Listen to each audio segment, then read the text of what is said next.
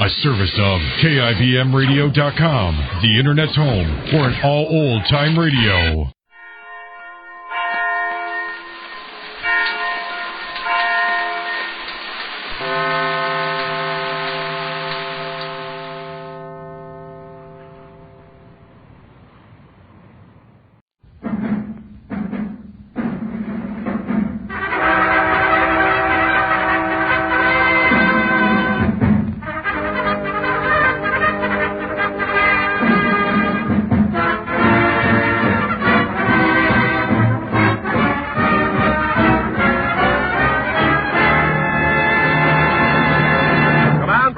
USA, the greatest entertainers in America, is requested by you, the fighting men of the United States Armed Forces throughout the world.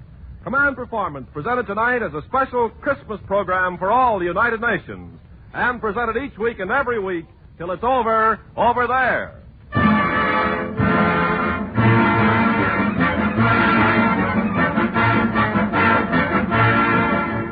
Greetings from the USA to the AEF and to you folks in the Allied Nations as the American entertainment industry joins with the Special Service Division of the War Department in Los Angeles to close the second year of Command Performance and begin another year of serving you fighting men and women who serve the cause of freedom. This will be a year of Command Performance rolled into one star-packed night. This will be Hollywood running wild on a gigantic spree, a celebration with more stars than the greatest world premiere in the history of the movie capital. This will be super colossal. In fact, I might go so far as to say that this Command Performance should be fair to middling. And here to knock a few fast ones down the third base line is that struggling young comedian who sat up all night shooting craps with Santa Claus, Francis Langford's bodyguard in North Africa, Bob Hope.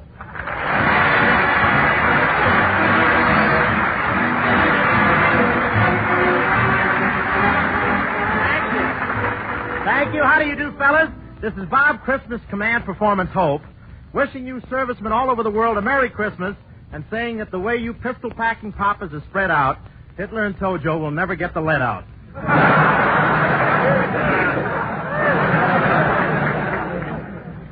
Christmas, this is the time of the year all civilians go to restaurants, pick up the menus, look at the meat selections, and reminisce. But the last few weeks, everybody's been busy shopping and sending presents to the boys overseas. Crosby's got a novel idea. Crosby's going to find the boy who's farthest away from the United States, and he's going to send him a wonderful gift, Frank Sinatra.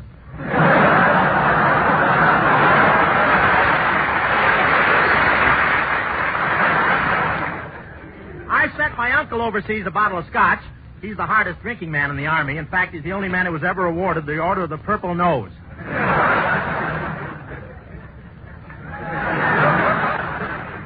Do they laugh for me too, Kay? But Christmas in Hollywood is really different. In California, Santa Claus doesn't come down the chimney with a bag. He just staggers around the patio with a blonde. And this Christmas spirit of fellowship and goodwill has affected all the members of our armed forces. I saw a happy soldier walking into the post office with a package under his arm, and he was singing Sweet Adeline. I said, be careful, there may be an MP around. He said, who do you think I've got in the package? But I'm happy because I finished my Christmas shopping this morning, and I've been out all afternoon buying expensive price tags. I drove down to do my shopping, and I have a new system. I don't bother to look for a parking place anymore. As soon as I get near Hollywood Boulevard, I sell. And with those stores crowded, going up in the elevator, I had to pinch my leg 3 times to see if it was mine. My case comes up tomorrow.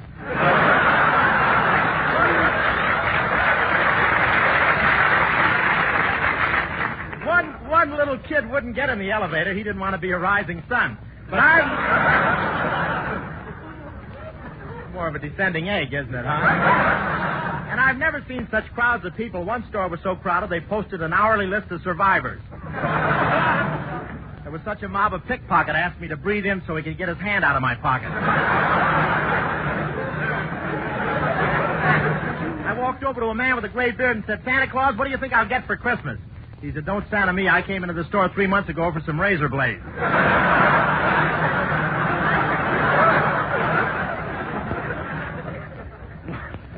What mobs? I wanted to stick a Christmas deal on a package, so I stuck out my tongue. Just then the crowd gave a push. The next thing I knew, a Cocker Spaniel was licking my face and saying, well, don't act so surprised. You started it. But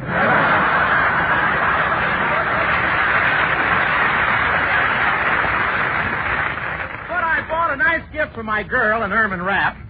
Well, not exactly ermine. It's really a brown rabbit that worried. But enough of that. You guys have gathered around the old Command Performance Christmas tree and hung up your GI socks.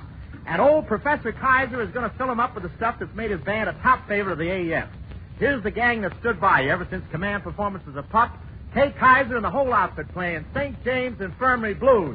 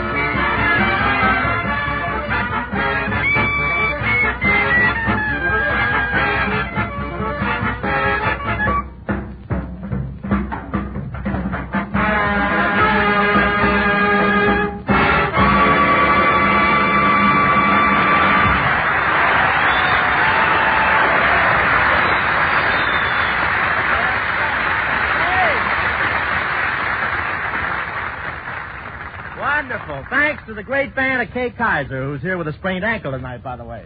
We'll bite into another chunk of that as the evening wears on. Well, gang, we've got a fella here tonight that you're always raving about in your letters to Command Performance. A lot of you argue that this boy is an institution in show business, but this being the jolly old Xmas tide, we're willing to settle it peacefully and agree because we sort of like this character ourselves. Fellas, the Command Performance, that inimitable buffoon, that incomparable raconteur, that titillating thespian, Jimmy Durante.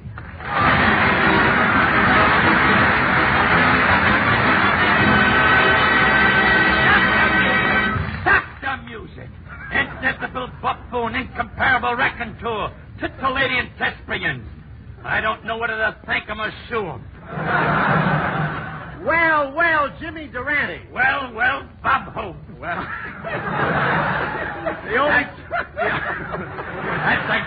trying to get the rag. Yes, sir. The only two guys that ever made a living by the sweat of their noses. Let's not compare snoots, old boy.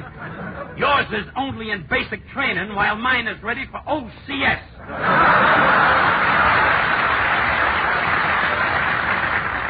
Well, let's not argue, Jimmy. What I want to do right now is to wish you a Merry Christmas. Thanks, and a Merry Christmas to you, Robert, plus a usual low-tide greeting. Low tide. Just a minute, Jimmy. You mean Yule tide. Robert, I know where my greetings come from, and it's low tide. I'm sorry I said that, Robert. After all, this is Christmas, the time of the year for giving and receiving. That's right. This is the time of the year for giving and receiving, Jimmy, but I tried it, and it didn't work. Why not? I don't know. I guess what I had to give, Dorothy Lamour didn't want. I admire her foresight. Oh. Not to mention several other things. Yeah. You've been hearing. I sent Bing Crosby a present, too, a beautiful package containing 12 Frank Sinatra records. That Frank Sinatra. When he sings, the girls swoon. So what? When that Crosby sings, the stork swoons. Trouble is, the stork didn't swoon often enough. But, Jimmy, I heard that you dressed up as Santa Claus last Christmas. That's right, Robert. I suppose you stuck a pillow in your pants? Naturally. But would you believe it? Before the evening was over, the pillow split wide open, and all the feathers came out. I'll bet you were very uncomfortable. On the contrary, Robert, I was tickled. I got a meaning at him. Say, but climbing down all those dark chimneys, Jimmy, that's dangerous. I'll bet you were frightened. Frightened? Robert, I was putrefied. Putrefied? Jimmy, they lifted the dim out everywhere else. How come you're still in the dark? You slipped that one in.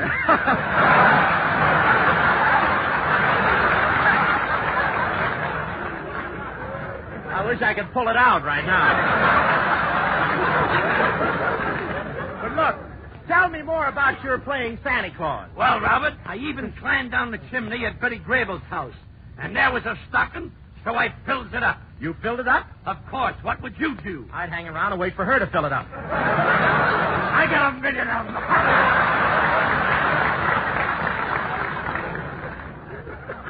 He had to say that one and that one.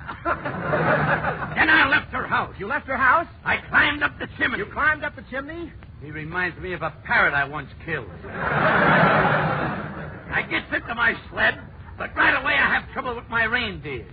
I yells, up, thunder, up, blitzen, up, thunder, up, blitzen. But they don't move. I go over to one reindeer and I whisper sweetly in his ear. He don't blink an eyelash. I whisper sweetly in the next reindeer's ear. He don't blink an eyelash. Then I whisper sweetly in the next reindeer's ear, and he don't blink an eyelash. Then understanding comes to me. What is it, Jimmy? A reindeer will only blink an eyelash at another reindeer. Well, without your reindeer, how'd you get there? Listen, Robert, I'm going to tell you. You know, I just got back to Hollywood today. And really, folks have got a lot to say. While I was there, I met President Will Hayes. And what he told me put me in a daze. Why, for days and days and days and days and days and days for a week.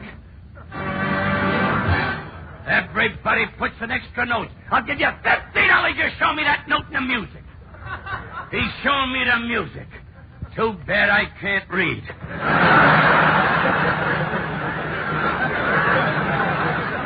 What a racket that leader's got with the stick.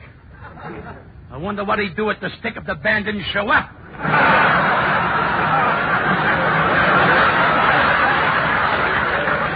Mr. Hayes says, Jimmy, you've been invited to entertain at the White House. He said it'll be a gather of the intelligentsia, the hoi polloi, the 400, the 300, the 200, the 100. That's when I walked in. Mr. Hayes says, Jimmy, what do you do when you're called upon to entertain? I said, Mr. Hayes, what'll I do? Why, in the midst of festivities, I'll get up, and do my strut away in my cutaway. It's just a hop away, a slide away, and a slam away. And then you get it right down, you go to town with a twist away. When you strut away, this way it's a holiday. You know, all over town, they're doing the Susie Q. Why, they did that dance years ago. I'm the Rudy LaPoo, but not my strutaway. In my cutaway, why, it's a dance that's gonna gain great renown. You know, I walked into a drugstore.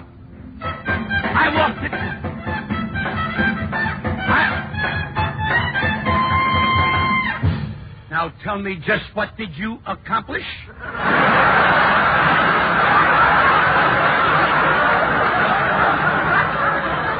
You know, I walked into a drugstore and I ordered a banana split with whipped cream. When for nothing, a guy hit me on the head with a bottle and said, "Consider yourself launched." Well, I'm a gentleman. I apologize, but he wasn't satisfied. He demanded an autopsy. So I ups to him. I face with my right. I face with my left. I sees an opening. I'm flat on my back. So what did I do? I did the crawl away, not the strut away. Did you ever have the feeling that you wanted to do the strut away, the hop away, the spam away, and then you get it right down and you go to town doing the strut away, the spam away, the hop away. Hey, hey.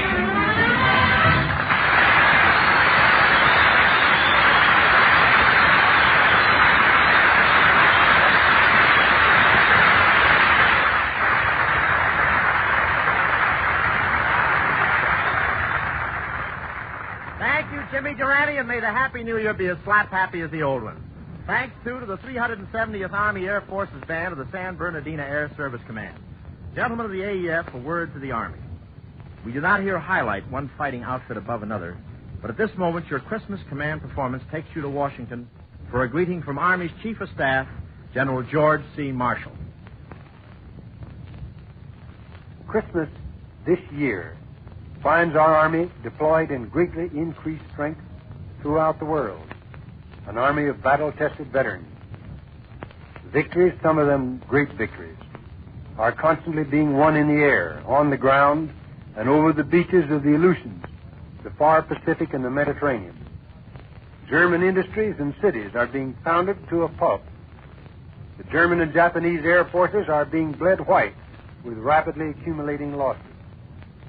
However desperate the fighting or difficult the climate, however tragic the losses of fine young American lives, our opponents are suffering far more severely, and suffering with the knowledge constantly before them of impending defeat and destruction. All America is filled with pride in the feats of the Army. The troops at home, inspired by what has been done in the field, are impatient to get into the fighting. Every resource we possess is being employed to hasten the victory.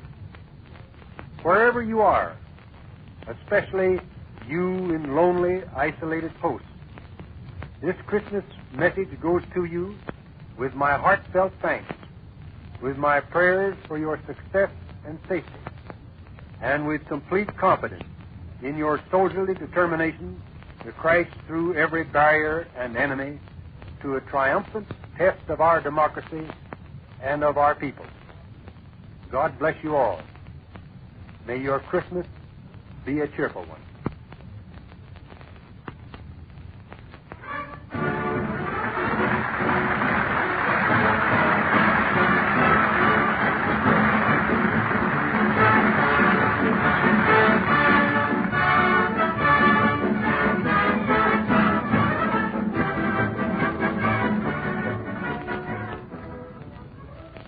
On the list of American girls who have cut a niche on that GI Hall of Fame is a gal named Frances Langford.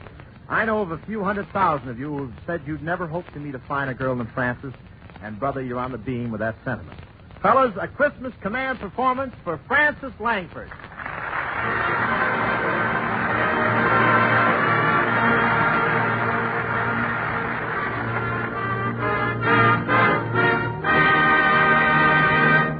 Thanks, Bob, and Christmas greetings, fellas. It's been customary during the last year to try and answer those swell letters you write to us on command performance, and I wouldn't want to break an old custom.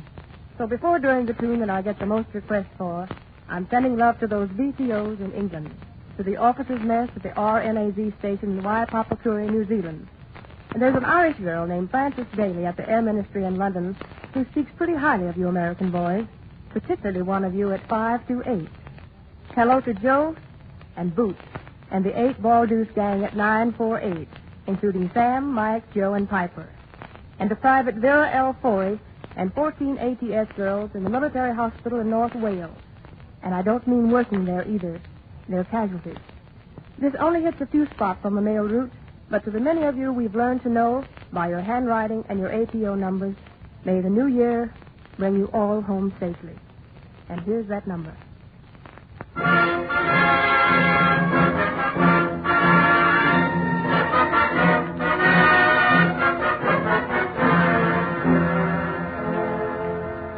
Like the beat, beat, beat of the tom-tom when the jungle shadows fall, like the tick-tick-tock of the stately clock as it stands against the wall, like the drip, drip, drip of the raindrops when the summer shower is through.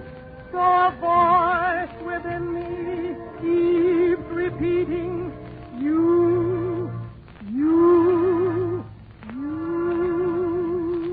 night and day. You are the one, only you beneath the moon and under the sun. Whether near to me or far, it's no matter, darling, where you are. I think of you night and day, day and night. Why is it so that this longing for you follows wherever I go? In the roaring traffic's boom, in the silence of my lonely room, I think of you night and day, night and day. Under the hide of me, there grows such a hungry yearning burning inside of me, and its torments won't be through till you let me spend my life making love to you. Day and night, night and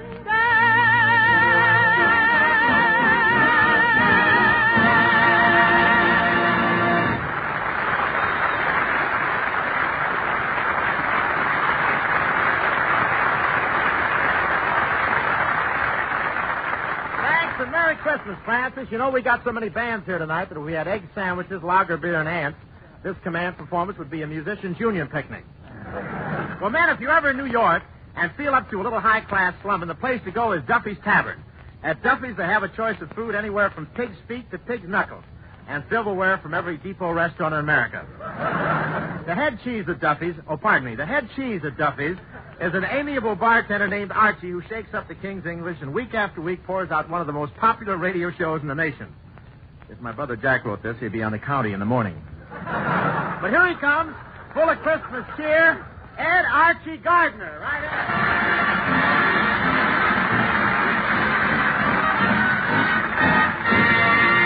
Robert, thank you very much. Archie, tell me, this boss of yours, Duffy, is he as dumb as they say he is? He is dumb.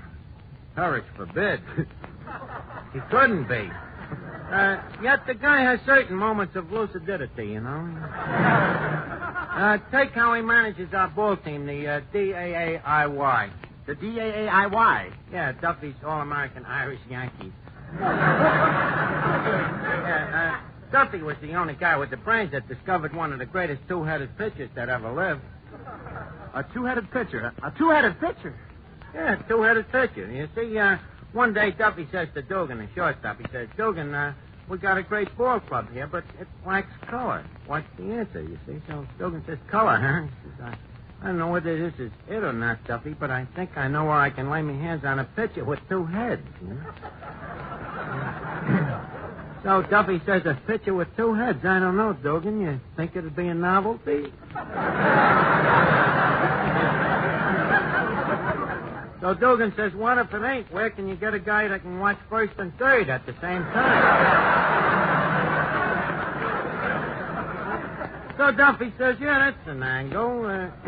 He says, besides, he'd be a natural for double-headed. So he says, what's the guy's name, Dugan? You know, so Dugan says, well, his real name is Tom and Arthur McGinnis, you know. But for some reason or other, he's called Two-Top Gruskin. So Duffy says, Two-Top, I wonder why they call him that, you know. So Dugan says, I don't know, maybe on account of the two heads, you know. So Duffy says, what a funny nickname. You know, he says, where's the guy from? So Dugan says, he's from Walla Walla. Well, look, Archie, did you actually see this two-headed pitcher yourself? You doubt my vivacity?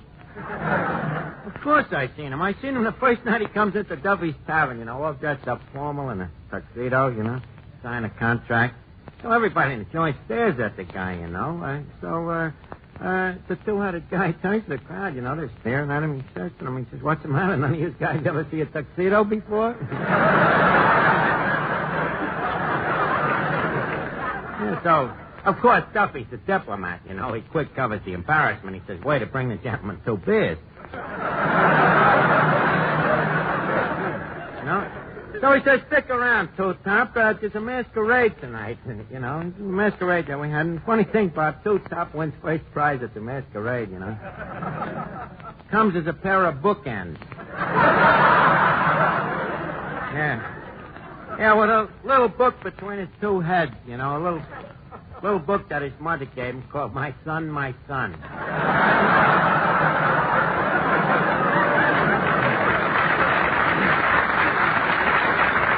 Well, anyways, Duffy says to him, he says, Two-Top, I'm a man of few words. Report at the ballpark tomorrow morning. There's a uniform and 2 caps waiting for you in the locker room. Well, how did he get along in the ball club? Well, not so good. You see, the trouble starts in the first game. We got this catcher, Gorilla Hogan, you know, a natural-born catcher, stands 6 feet 14 inches high. And he squats standing up. Yeah, it looks like he just stepped out of a jungle, you know, a veritable gargantua, you know. Sounds like a monstrosity. Yeah, swell fella.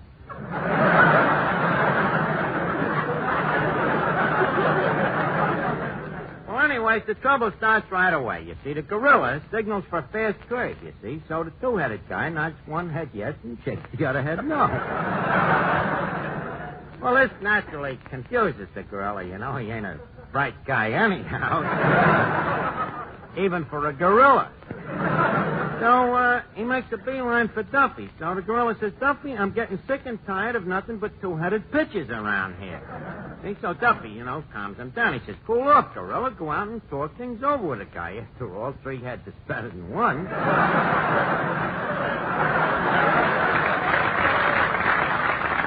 So the gorilla says, it's no use, Duffy. You know, I just got a feeling that the guy ain't quite normal. So he says, Duffy, I'm quitting. It's either him or me, you know. So choose. And don't forget who owns the baseball. And that was Two-Top's finish, huh? Yeah, it was his finish. And it was sad, you know, the way the lumps come up in his throat when...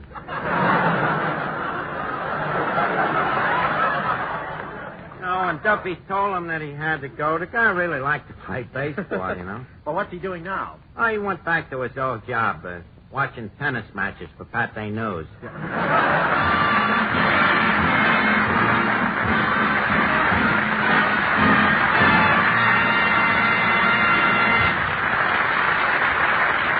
Yes, sir. Thank you, Ed Gardner. And Command Performance swings the international rangefinders around next to pick up all APO and FPO numbers, where Nelson Eddy is a solid favorite. Solid Eddie, we call him. Good cheer to a guy who scattered plenty of cheer around this past year, Nelson Eddy.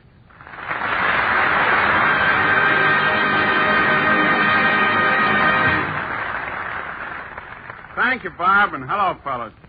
Along about this time of the year, the air is thick with New Year resolutions. Personally, I haven't caught up to my 1941 resolutions. Of course, most resolutions are tough to keep, so I'm going to make just one that'll be a cinch. Namely, to pop around to command performance and do my stuff whenever you guys cue me in with your letters. Tonight, we can't spend much time dropping letters in your post box because the line here is a mile long. But a quick note of Christmas greetings to all points of the GI compass, and a howdy to a gang of Canadians in London, including Mac, Shrimp, Baldy, Slick, Eddie, Beautiful, and Jiggerbag. And here's a song I put beneath your tree.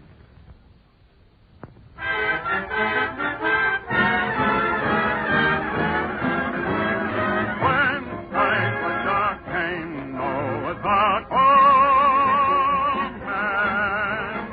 When lions roared came Daniel's Lord, oh man. Lord help those who pray, and on Judgment Day, if you believe He shall receive you home. When you're down and out, lift up your head and shout, there's gonna be a great day. Angels in the sky promise that by and by there's gonna be a great day. Gabriel will warn you some early morn. You will hear his horn. Hilton, it's not far away. Hold up your hands and say, there's gonna be a great day.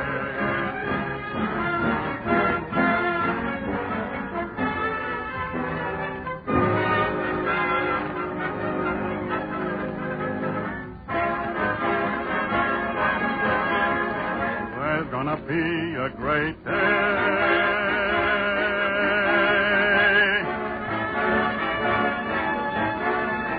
There's gonna be a great day. Gabriel will warn you some early morn. You will hear his horn. Road to Hilton, it's not far away. Hold up your hands and say, there's gonna be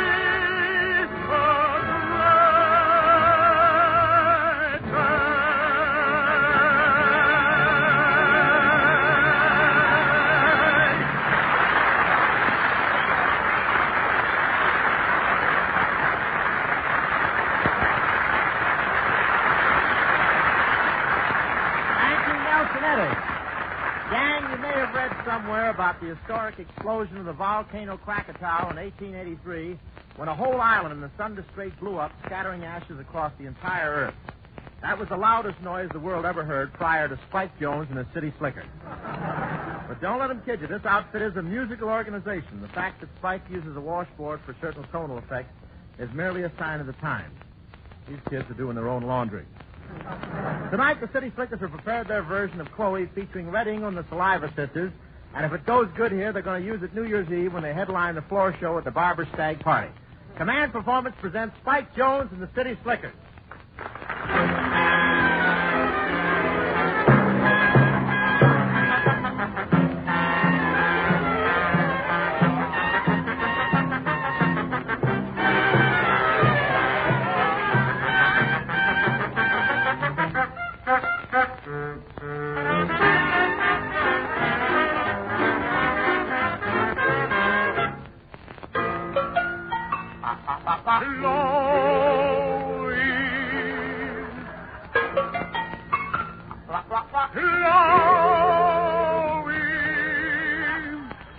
Someone's calling.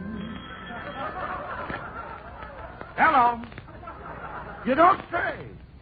You don't say. You don't say. Who is it? He didn't say. No reply.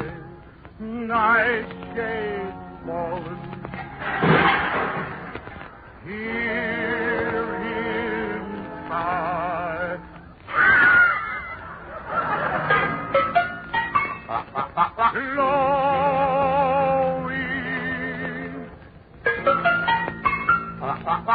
Where are you, you old sap? Empty faces meet his eyes, and the arms outstretched, crying through the black of night. I got to go where you are. Whether it's here or whether it's there, I want to be there wherever you are. It is long, all right. I got to go where you are. Thunder and lightning, shower and snow. When I hear the call, I gotta go. I roam through the dismal swampland, searching for you.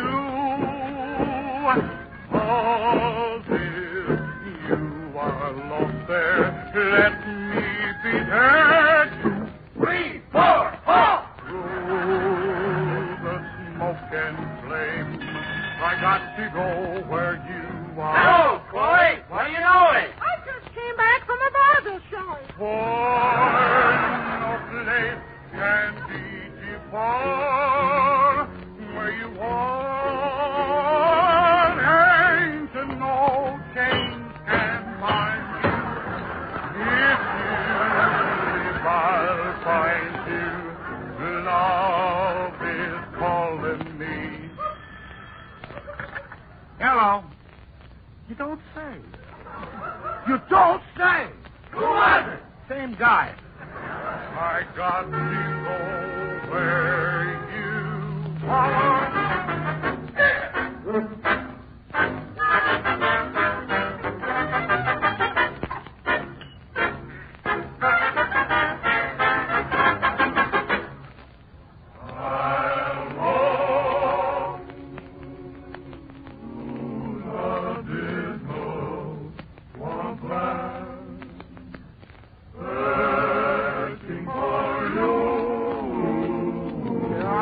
Every bat cave in the swamp. I'll bet I'll never find it. But if you are not there, let me be there too. Yeah, she must be using vanishing cream.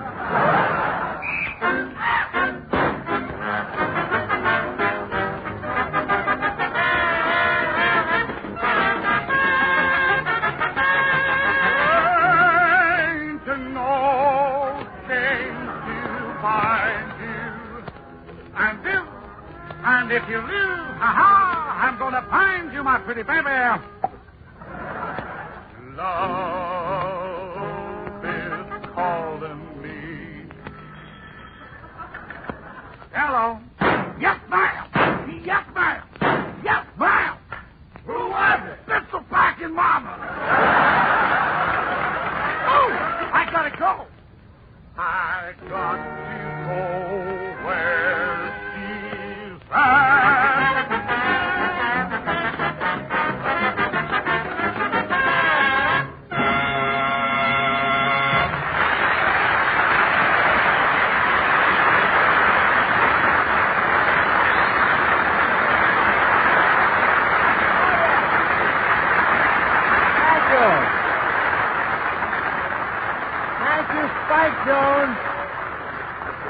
Thank you, Spike Jones and the City Slickers for that touch of French drama. Now, fellas, not a single day goes by that old Sam the mailman doesn't drop in with a satchel full of letters from you guys putting the bee on us for more and more of the music of Jenny Sims. Jenny has commuted back and forth between the movie set and command performance for the greater part of the last 2 years. And from a usually reliable source, in this case, La Belle Sims herself, she has already budgeted her time for 1944 to handle all future requests. Greetings to Jenny Sims.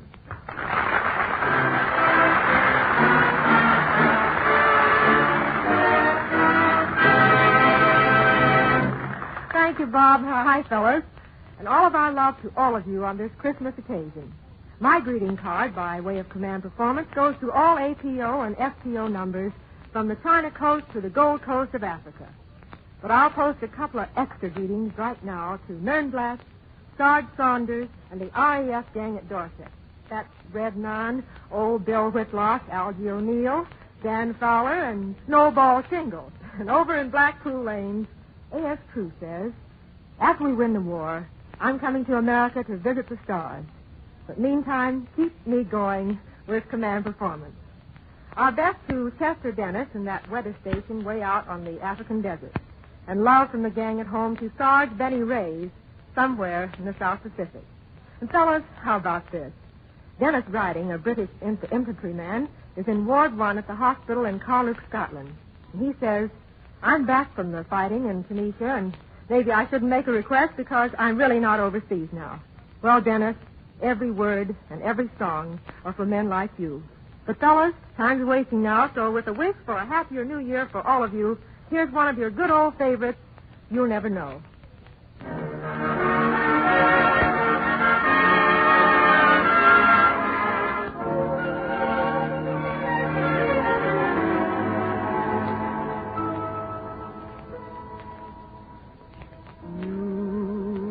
Never know just how much I miss you. You never know just how much I care.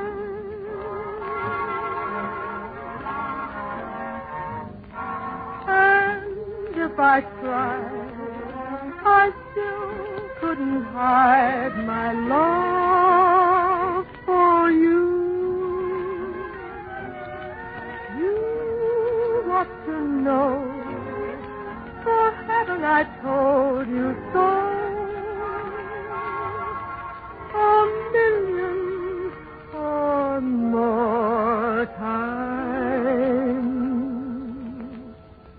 You went away and my heart went with you.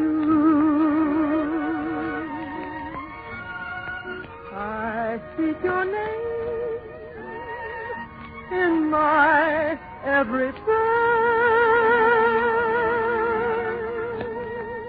If there is some other way to prove that I love you, I swear I don't know how.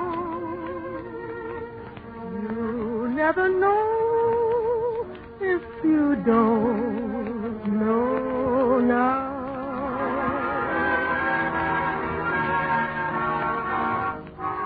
You went away and my heart went with you.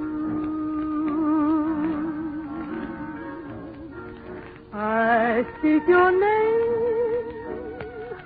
in my every prayer.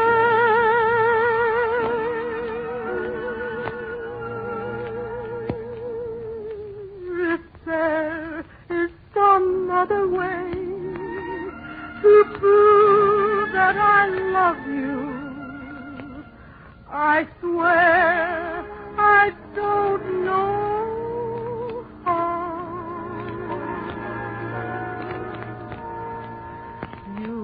Never know if you don't know now.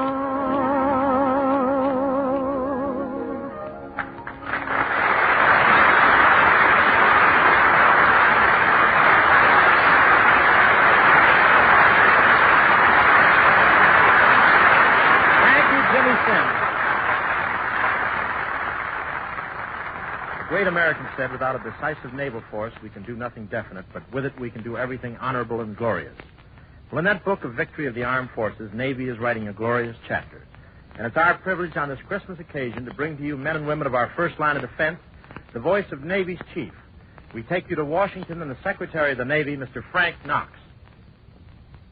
Today we observe the birth of the Prince of Peace in a war-torn world. That cannot help but seem a travesty on the meaning of the day. Our comfort and inspiration is that this world is 1 year nearer to the preservation of the principles taught by the Master. Since I cannot personally greet each man and woman in the United States Army, Navy, Marine Corps, and Coast Guard, I take this method of wishing you well and expressing my hope that all of you will have a successful year to come. We are joined in a struggle against evil forces that challenged our right to try to live as Christ taught. He lived and died that men might be free, and gave us the ideals of peace on earth, goodwill to men.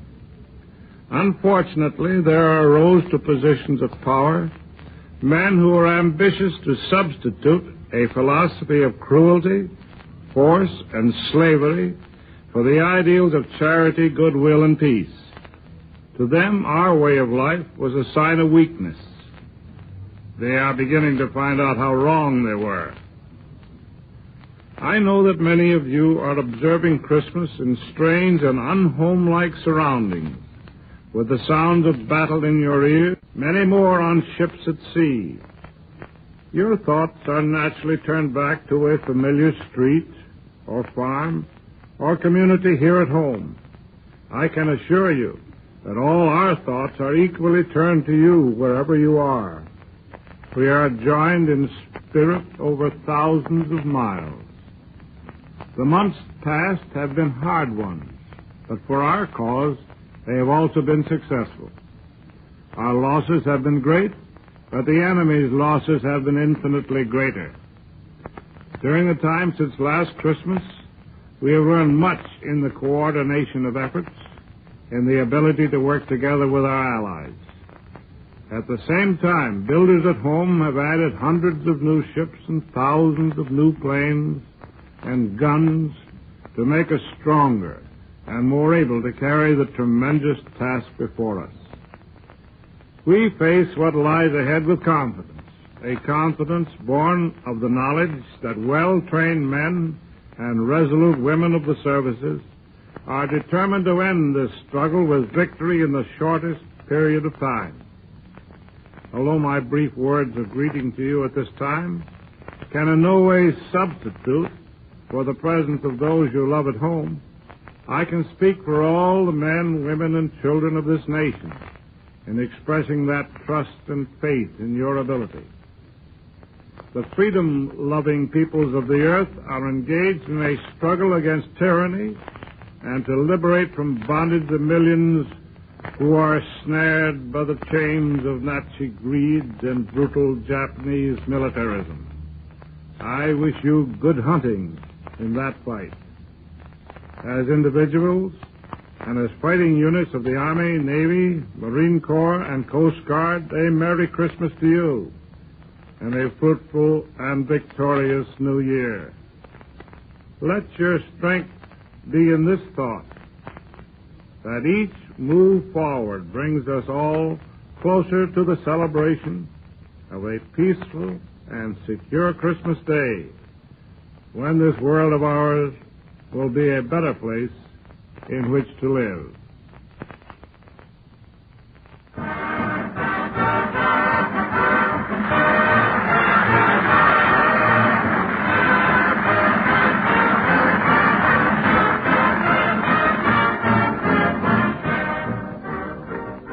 Well, gang, when it comes to four-part harmony tailored to fit the taste of the four branches of the armed forces, that aggregation familiar to all of you as the charioteers sort of rings the bell and wins the cigar. They've gotten to be quite a habit on command performance, singing everything from the old Methodist hymns to Pistol Packin' Mama. Reading from east to west, these lads are tenor Wilfred Williams. Second tenor Edward Jackson. baritone Ira Williams. bass Howard Daniels. Brother James Sherman on the 88 and the charioteers doing Ride, Red Ride. Oh, the name of the song is Ride, Red, Ride, Ride, Red.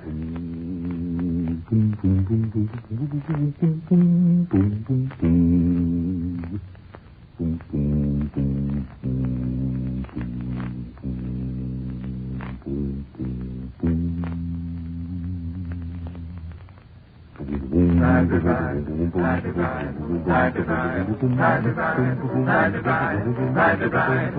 you to the sunny side and ride, oh, ride, oh, ride,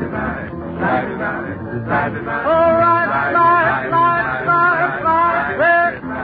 Take you to both from your side, red. Stick out your chest with pride. Don't be ashamed when I call your name. I give you the send me with the rhythm, you win me. Well, it takes the whole town red. Boy, you heard what I said. Goodness gracious, you fooling me bodacious. So ride, red, ride. Take your trunk from side, red. Stick out your chest with pride, red. Don't be ashamed when I call your name. Okay, British and me, with three of them you win. Well, it paints the whole town red. You heard what I said. My goodness gracious, you thrill me bodacious. So ride, red, ride. Well, London bridges are falling down. Why don't you help me go to town?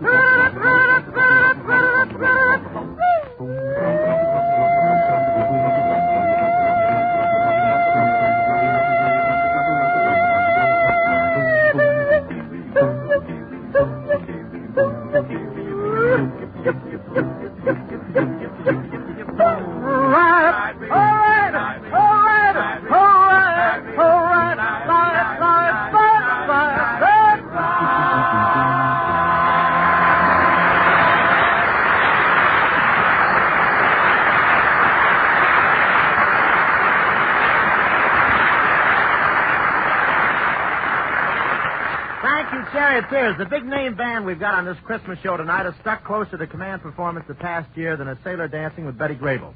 I'm referring to that big name Kay Kaiser. Yes, sir, when it comes to playing the camps and those 20,000-mile bond tours, this Kaiser outfit has broken plenty of records, and I don't mean phonograph records. It's another command performance for one of your best-loved band leaders, picture and radio stars, and a swell guy, the old fest himself, Kay Kaiser.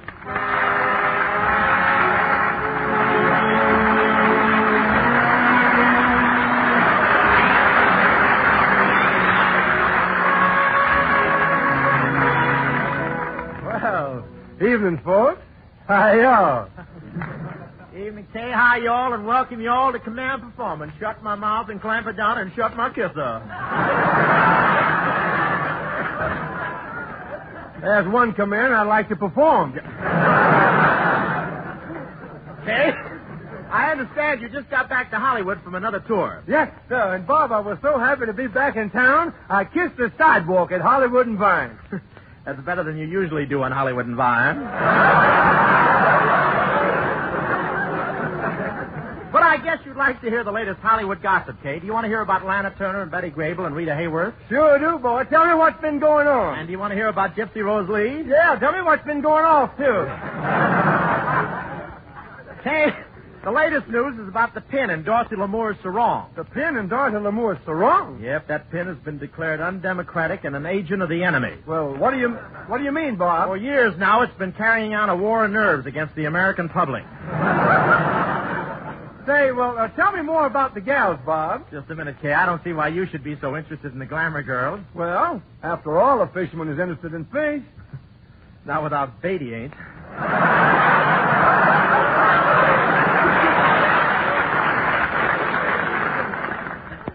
You better watch your step, Bob. Another crack like that, and You're telling me to watch my step. Success went to your dog, old boy. Look at that. You should see this mitten on Kay's right foot. Just read any line through there. It's all right. Where were we? Oh, yeah. That's your edge. Say, right you there. better watch your step, Bob. Hope. You're about 50 pounds off, old boy. You better watch your step, Bob. Another crack like that, and I'll tell Crosby to leave you out of his next picture. Yeah. Now listen, listen, Kay. Let's keep that overgrown jockey out of this. But tell me, have you had any dates since you got back? Why, only last night I went out with a gal, but she gave me up. Well, why did she give you up? Well, she was a pistol-packing mama, and she wanted some live ammunition.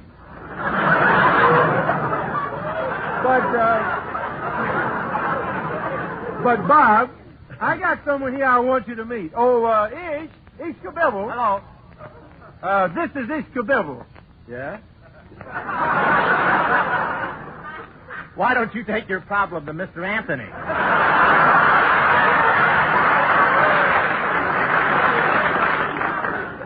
Say, Bob, you don't seem to understand. This is Ishkabibble. Well, tell him to go back and come in with his face towards us, will you? Bob, his face is towards us. Then tell him to just go back, huh? Just a minute, Mr. Hope. I may not be very handsome, but I'll have you know I got an IQ of 22. 22, that's lower than a moron. Well, we can't all be as smart as you.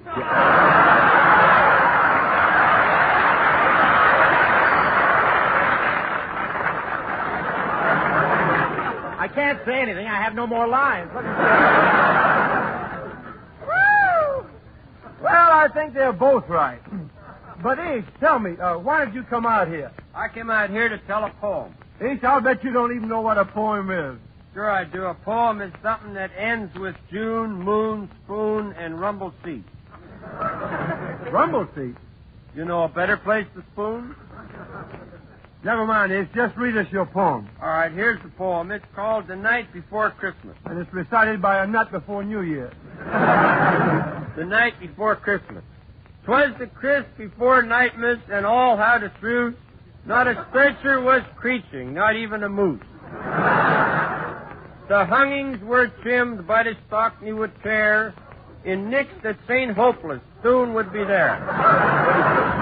Then, house to the up-tops, the reindeers all flew, with a sleigh full of toys and St. Nicholas, too. Then I heard him explain, as he drove out of sight, Merry Almas to Chris and to good and all night.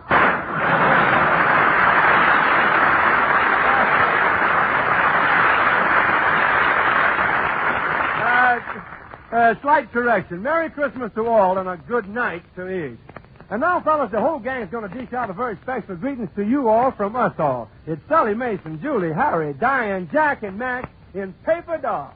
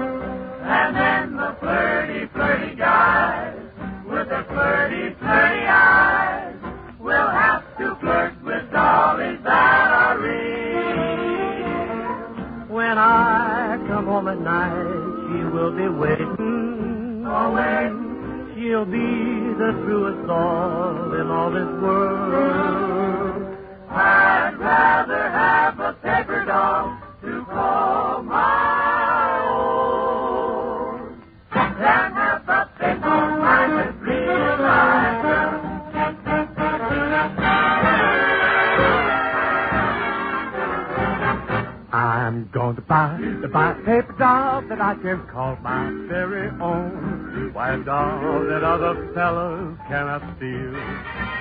And then those flirty guys with those flirty eyes will have to flirt with the dollars that are real. Boy, but night, come home at night, she'll be there waiting at the door. She'll be the finest doll in all this world.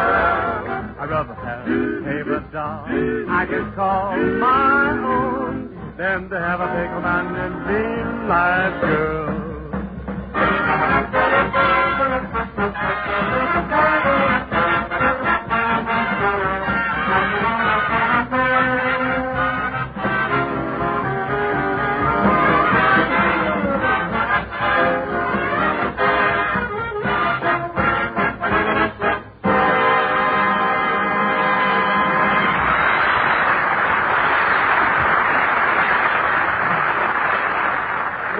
Thanks a lot. Thank you, children. And say, gang, you know, all during this past year of command performance, we've been answering your commands for the familiar sounds of life here at home. You've asked us for crazy sounds, farm sounds, city sounds, and anything that seemed to spell home to you. And lots of you have asked us to repeat them. So tonight we're going to do just that in a kind of a one-act play. Now, just imagine that a guy named Private Joe Goose is sitting up there at a lonely outpost on the Arctic Circle. He gets to dreaming of his hometown, San Francisco, the Golden Gate, and that symphony of foghorns booming across the bay.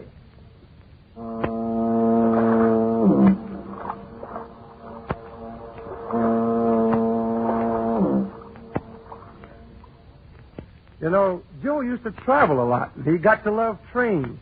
One thing he especially liked was the long, drawn-out whistle of the 20th Century Limited as she highballed it through the countryside.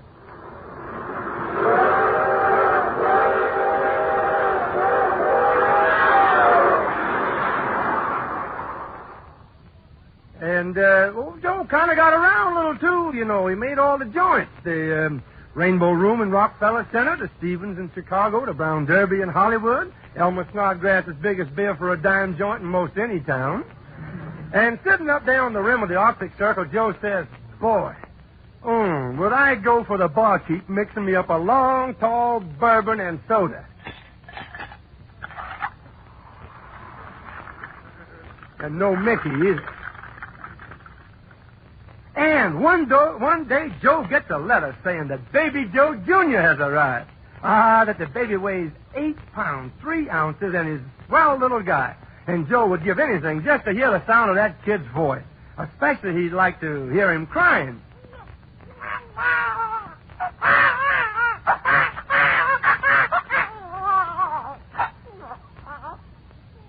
And Joe thinks, hey, wouldn't it be nice for the baby to have little Johnny, that black cocker spaniel, for company? And what about Johnny? Wouldn't it be good to hear that little dog bark again? You know, and that gets Joe to thinking of when he was a little kid. How he'd spend the summer up in the hills of Colorado. And he'd lean against the stanchion in the cow barn while his Uncle Gus milked the cows. That was pretty music.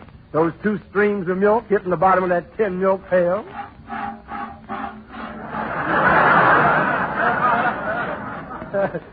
Get any on you, bud? Yes, and Joe's mind wandered back to the present.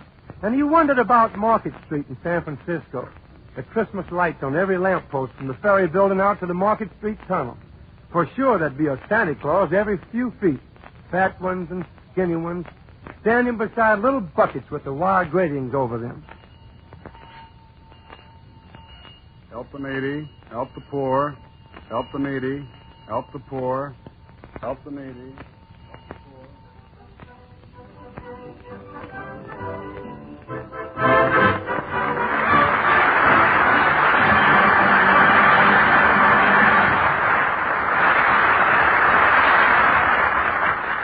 On this Christmas, with the United Nations steamrolling toward victory, Command Performance switches you to the nation's capital in Washington, D.C., for greetings from the Secretary of War, Henry L. Stimson. In the midst of war, the coming of Christmas has a very deep and special significance. Christmas becomes the symbol of our hope for the future of our nation and its people. Irresistibly, our thoughts turn to the men and women in uniform who will spend this Christian holy day far from their homes, many of them on the field of battle itself, striving to bring about the victory which will realize this Christian hope of a future peace. These thoughts are in my mind as I send you my greeting. Whatever and wherever your station, I know that you are performing with soldierly devotion the duty to which you have been assigned. And at this Christmas season, I wish to express to you my profound appreciation of your fidelity and achievements. You have accepted hardship and sacrifice with a rugged fortitude which recognizes that these are the necessary price of victory. Your heroic deeds have been an inspiration to millions of your countrymen. To the love which your families and friends hold for you has been added the gratitude of the nation. In this spirit, I send you my greetings. Throughout America, the light of Christmas burns brightly in remembrance of you and in prayers for your return. God grant that your hands may be strengthened to hasten the day of final victory. Upon you and your comrades in arms, the world depends for the restoration of Christmas Day as a symbol of peace on earth.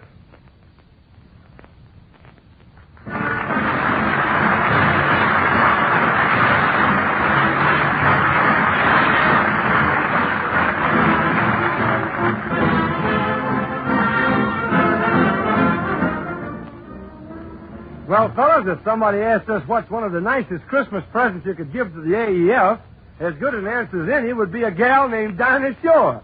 I never did know which came first, Command Performance or Dinah, but they've been together a mighty long time. Well, where you find the one, you're pretty sure to find the other, and judging from those letters you send in, that combination is really the money in your book. A Merry Christmas to one of your best-loved gals, Dinah Shore.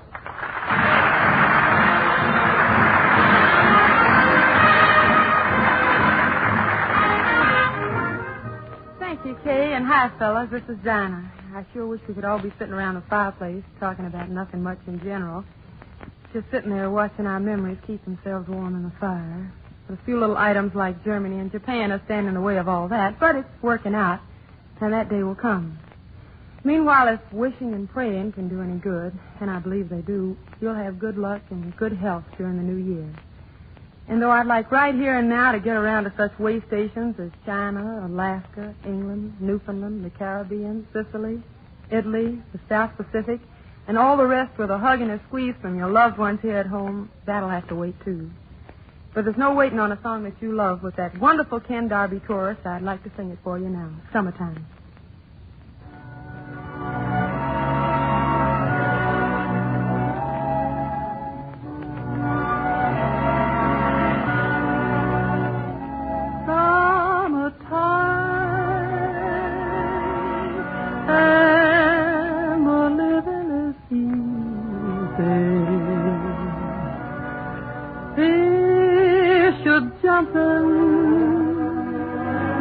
And the cotton is high. Ah, your daddy's rich, and your ma is good looking. So hush, little baby, don't you cry. One of these mornings, you're gonna rise up singing, and then you'll spread your wings, and you'll take to the sky. But till that morning, there's nothing can harm you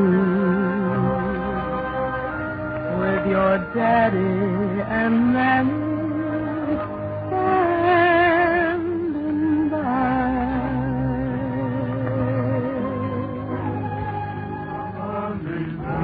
La da da da da da da la da da da.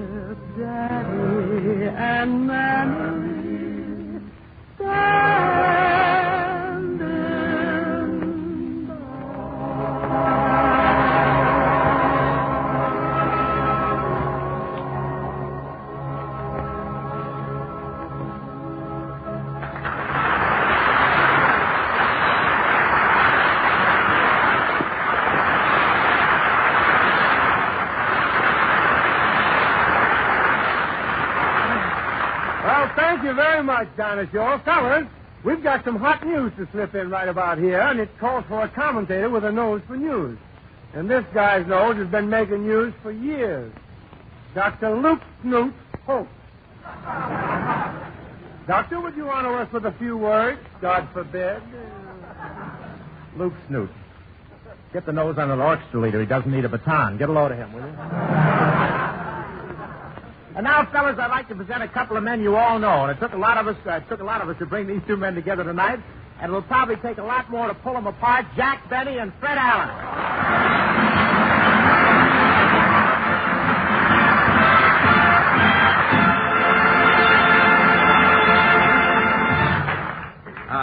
Stop bowing, Benny. Every time that gray head goes by, it reminds me of Barbara Frietchie.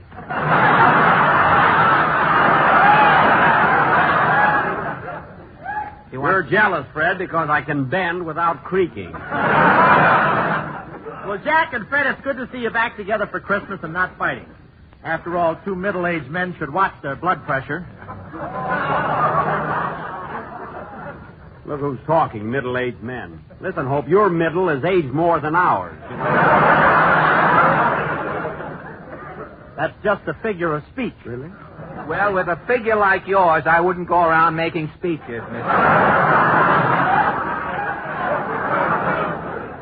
Besides, Bob, you've got us all wrong. There was never any ill feeling between Jack and me. What are you talking about, Fred? I heard you say on the air one night that Benny squeezed a dollar bill so hard that Washington got buck teeth. He did not, Bob. All he said was, I wouldn't pay a nickel to applaud a bubble dance with a hat pin.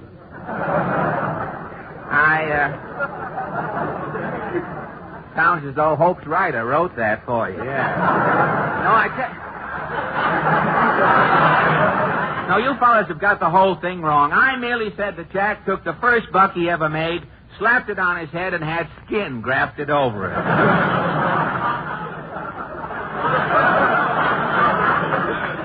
Every time he walks down Hollywood Boulevard on Dollar Day, his scalp twitches.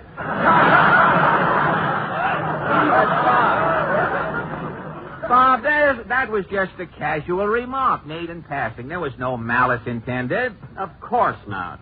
Hey, that's a straight line. What am I doing with that? I'd settle for a line, but just a second, Jack. How about the time you said Fred's eyes looked like fly specks peeking over two ping pong balls? Now, wait a minute. Bob, now wait. I've got the face, and you guys are doing all the mugging. I mean, Jack never said that at all. All Jack said was that I looked as though Santa Claus had come down my nose and left a bag under each eye. I did not, Fred. Remember, I said you were the only civilian I know with a sad sack under each eye.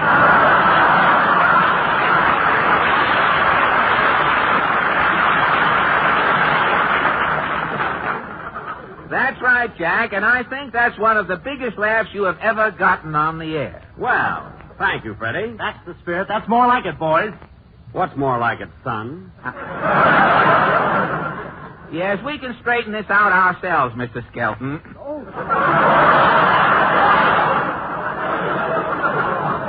Please, that's the Sinatra of my life. Please.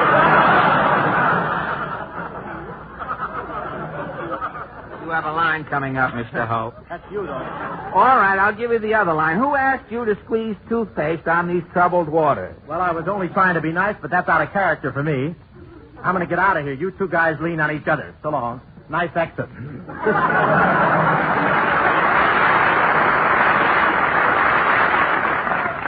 Gee, he got a big hand there, didn't he? Yes, Jack. People were sure glad to see him go. You know, Jack, is this the same program that Jimmy Durante was on? Is this the same program still? I think so. It's supposed to be a Christmas program. I didn't think we'd get on till New Year's. Well, Fred, here we are, though. And am I happy to see you? Yes, Jack, here we are, and am I happy to see you. Gee, Fred, you're looking fine. Yeah, thanks, Jack. You're looking fine, too. Well, this can't last long, fella. Anyhow, Fred, welcome to California. What are you out here for? The orange picking season?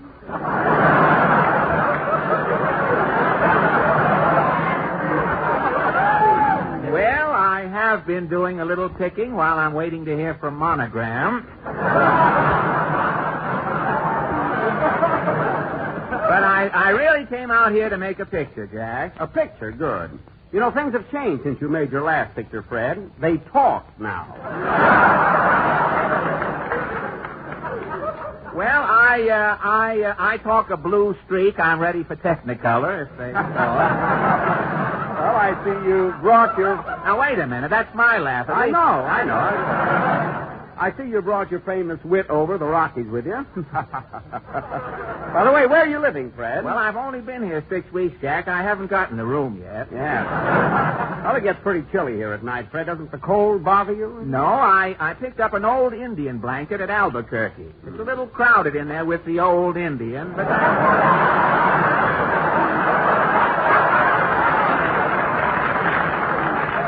that's housing in California today, Jack. You know, when you're away from home nowadays, Fred, things are pretty tough. Travel is difficult, too. Now, take my case. I've just returned from a 32,000-mile trip overseas where I entertained thousands of men. I was waiting for that. I was wondering how you were going to work that in. It was a thrilling trip, Fred. South America, Africa, Sicily, the boot of Italy. The heel finally reached the boot. Fred, you're jealous, that's all. When I was in Egypt, I did a special show for King Tut. Now, wait a minute. King Tut has been dead for 3,000 years. I know. He was a very tough audience there. And he still looks better than you do. Well, I wouldn't talk. Every time I look at your scalp, I think of that song, The Surrey with the Fringe on Top. I don't get the connection, Fred. I drive an automobile. Well, all right. Surrey with the fringe on top, Maxwell with the jerk inside. What's the difference? Lucky to you, Alan, that I don't understand that type of humor. You don't understand my humor? Why, I remember you in vaudeville, Benny. The only reason you carried a fiddle was to beat off the audience.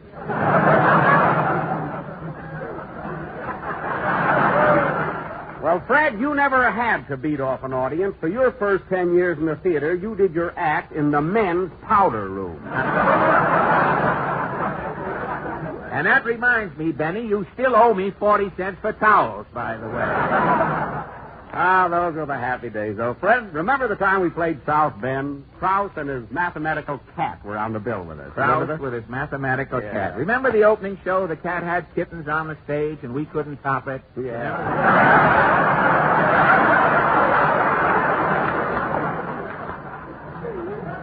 22. You shouldn't have had any trouble with that puss of yours. See, I thought that would have been a yell. I did, too. Puss seldom says. Cat? Well, Puss has seen its best day, I guess. Say, Fred, will you ever forget Mrs. Swallow's boarding house in Baltimore? Oh, in Baltimore. I had a room, Jack, that was so small, the ceiling was so low, the mice had to run around on their hands and knees. Well, Fred, in your room, they had to pray for something to eat. Well, of course, in your room, they were sure of a crumb. They had little... But things were tough in those days, Jack, but we didn't mind, did we? No, and I want to say right now, Fred, you were a real trooper. That goes for you, too, Jack. You're the salt of the earth. Thanks, Fred. But really, you shouldn't admit it. I mean, even if it's Christmas, we shouldn't be so friendly. Why not, Jack? Don't throw bouquets at me. Don't please my folks too much. Don't laugh at my jokes too much. People will say we're in love. Don't sigh and gaze at me. Are you swooning? Your sighs are so like mine. Your eyes mustn't glow like mine. People will say we're in love. Don't start collecting things. Give me my rose and my glove. Sweetheart, they're suspecting things. People will say we're in love, so in love. People will say we're in love.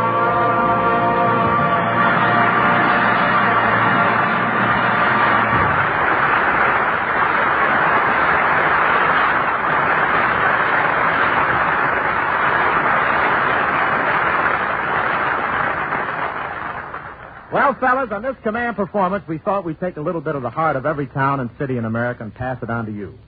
This will be State Street in Chicago, where a loudspeaker full of Christmas carols fights the noise of traffic. And this will be the little towns up north where the night is cold and still and you can smell wood smoke and pine trees and hear a baby crying 2 blocks away. And this will be a ranch house in Wyoming and a coal miner's shack in West Virginia, an apartment on Nob Hill in San Francisco and a trailer camp in California, the cathedral in New York. The carols of Christmas are quiet and peaceful, but they ring louder than the guns of war. They outlive all men. They stay with the living and go along with the dead. They're endless. America is singing of Christmas, and command performance brings you home for the carols you've always loved. Francis and Ginny and Dinah are at the mic with the Ken Darby Singers, especially for you.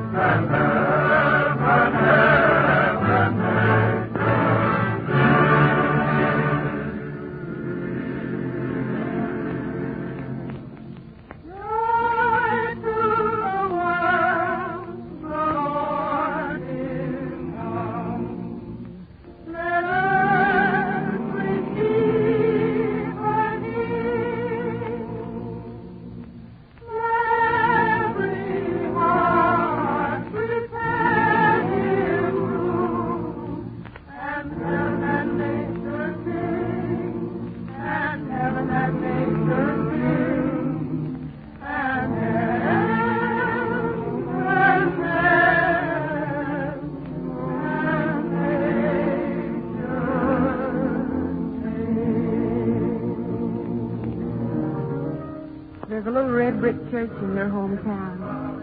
And the white snow lies deeply around it, and the trees are bare, but the sun is bright, and it kicks up little diamond flashes in the snow. Inside, the grown-ups and the kids are gathered for Christmas service. Mosaic windows let sunlight rainbow through to fall upon the congregation. Francis, will you do a bit of the carol they might be singing?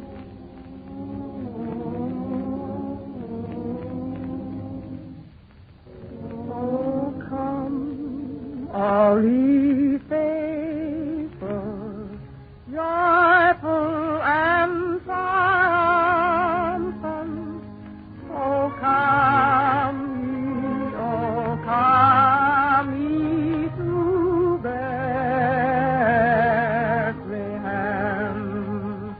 Come and behold him, born the King, born the King of angels.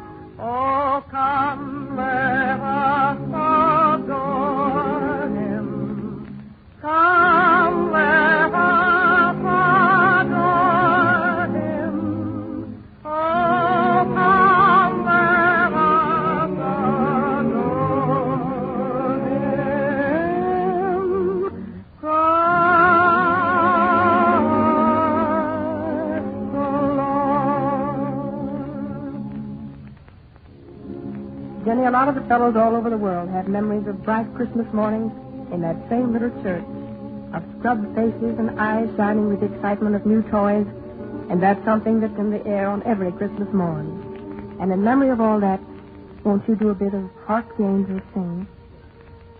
Hark the herald angels sing, glory to the newborn King. Peace on earth and mercy mild.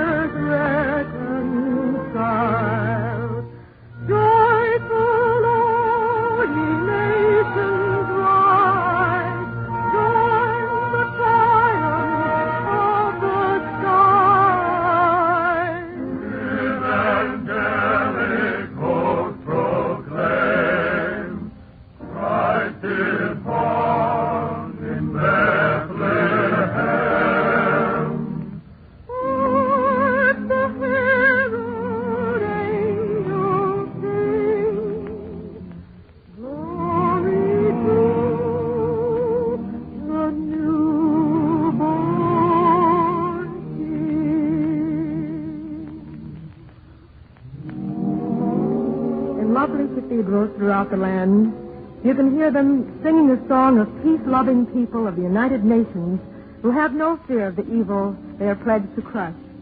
For we are nations who find eternal strength in that eternal moment heralded by the carol that Dinah sings for you now. Oh, little son of Bethlehem, how still we see thee lie above thy deep and dreamless sleep, the silent stars go by. And in my darkening island, the everlasting dawn, the hopes and fears of all the years are met in thee tonight. Yes, we know Christmas has many memories. Little fir trees and strings of dime store lights that get all tangled up, and you never can find the one bulb that's gone out. And even the happiest Christmas has a bit of tears and sadness, too. But everything that Christmas has always meant to us and will always mean to us is wrapped up in the silent night. We three girls don't mind admitting from the very bottom of our hearts that it makes the little shiver stand out on our arms to have the honor of joining with the many voices of the Ken Darby Singers and this big Air Force Orchestra in the carol that we hope to be singing with you next year at this time. Silent night, holy night, all is calm, all is bright, round yon virgin mother and child. Oh, the infant so tender and mild, sleep in heavenly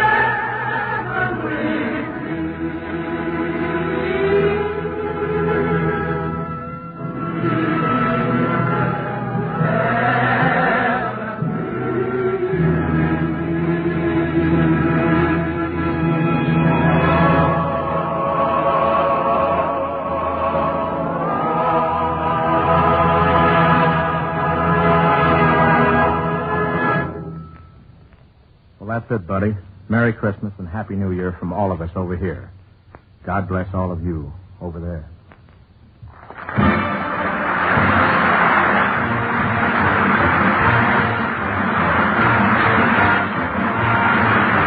This is Ken Carpenter thanking the many members of the American entertainment industry who have joined together in the spirit of Christmas to present this special holiday edition of Command Performance.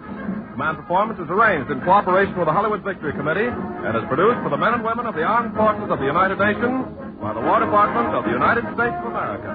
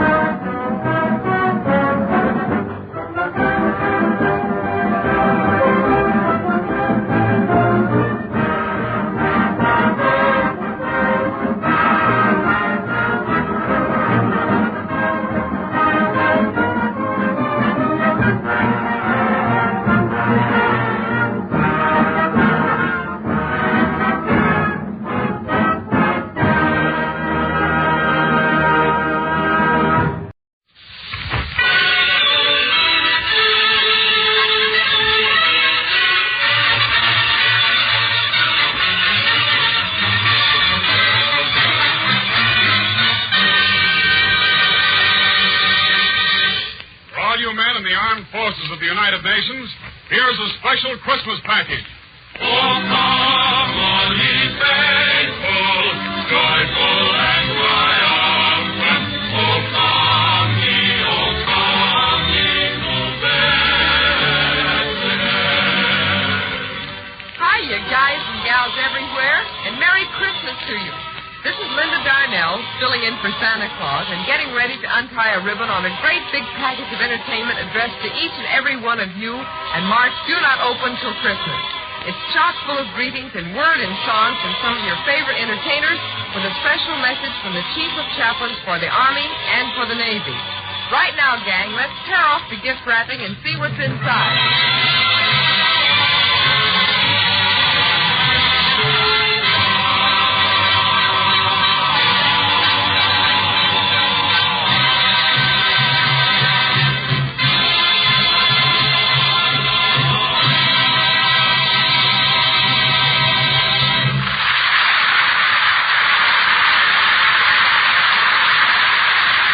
Well, pull off the tinsel and let's make some room here, because right at the top of your Christmas box are the Andrews sisters, here to send their very best Christmas greetings.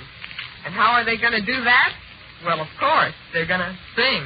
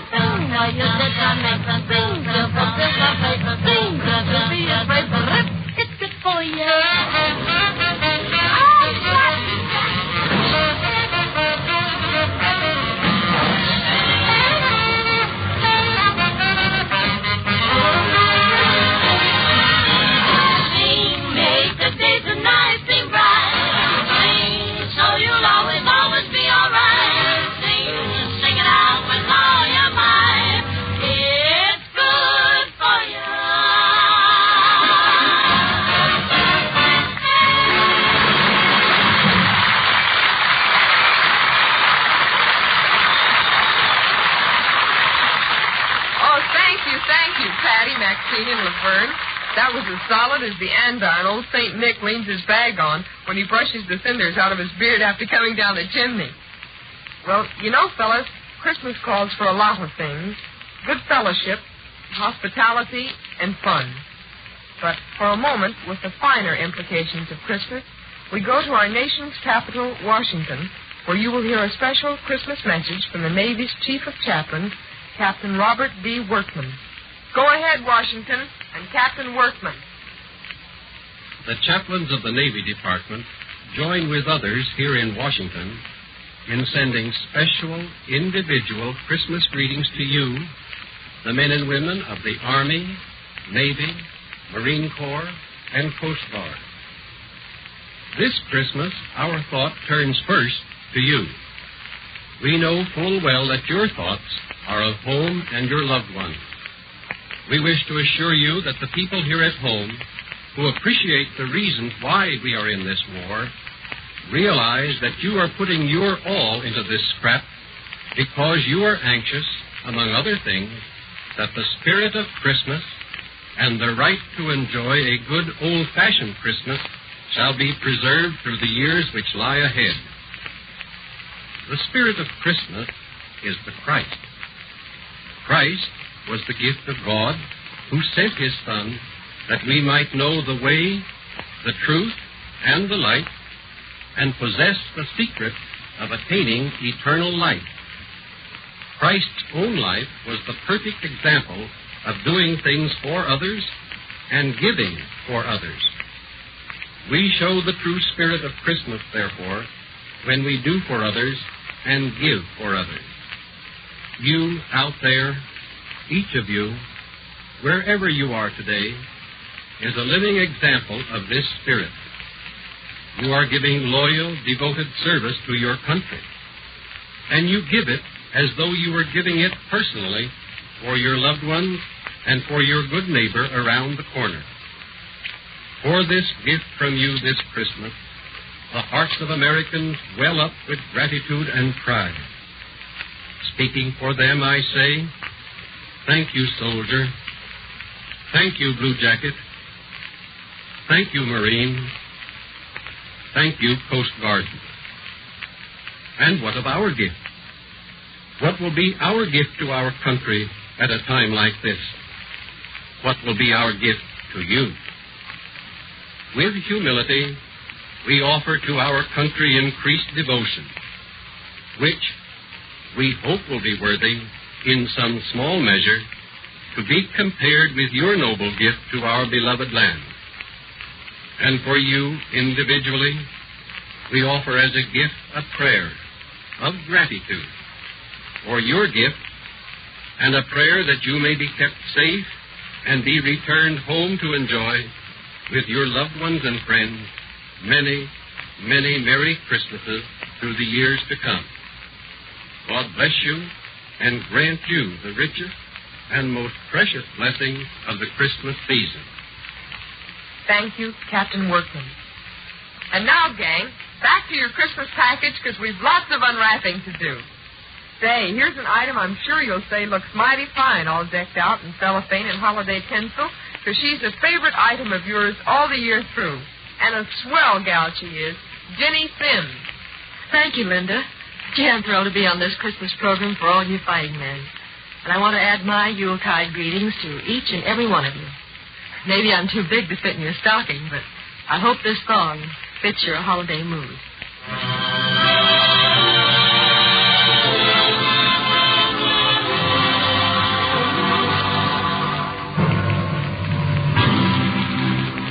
When you're down and out, lift up your head and shout. It's gonna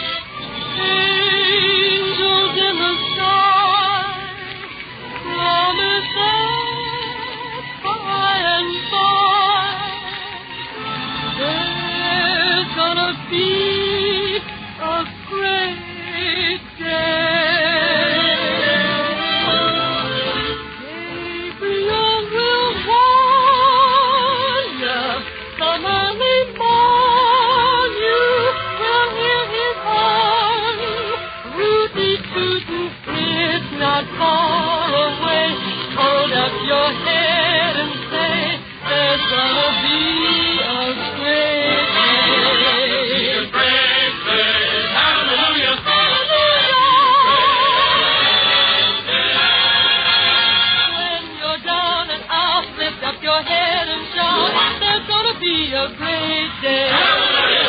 Angels in the sky promise that by and by there's gonna be a great day.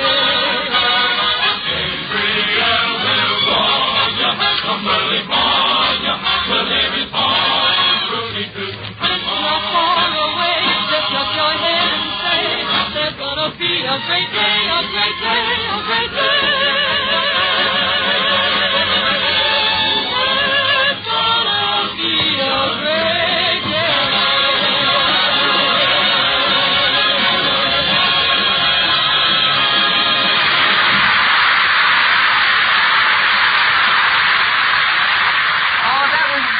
Jenny Sims. Well, comes now our Santa Claus for tonight, the man who's been trying to get me on his lap all afternoon to whisper what I want for Christmas, Bob Hope.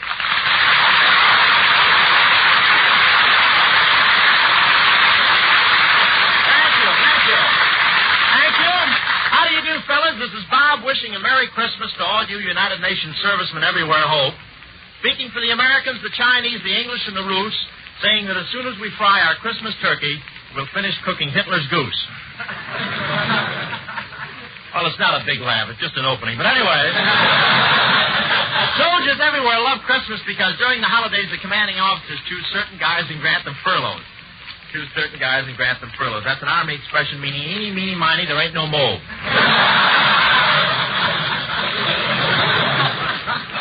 And this Christmas, we really got men all over. We got men in more places than Crosby and I build roads to. They're even hanging mistletoe up there in the Aleutians. And you know the Eskimo system of kissing with the noses? I don't mind playing post office, but brother, that's the wrong zone. It's so cold up there, one soldier on Kiska wanted a certain type of sweater for Christmas, but they couldn't get Lana Turner past the postal authorities.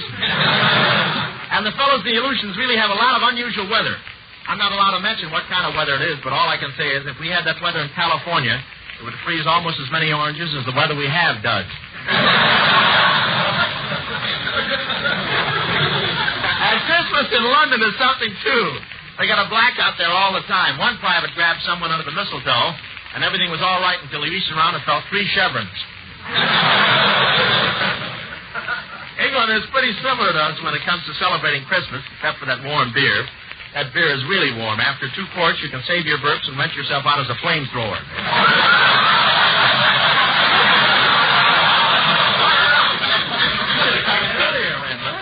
I heard about one sailor in the Mediterranean area who had an interesting Christmas. He got a card from Dorothy Lamour with a picture of her in a sarong on it. What a picture. You know how George Washington looks straight ahead on the 2-cent stamp? Well, on this envelope, he kept peeking over his shoulder.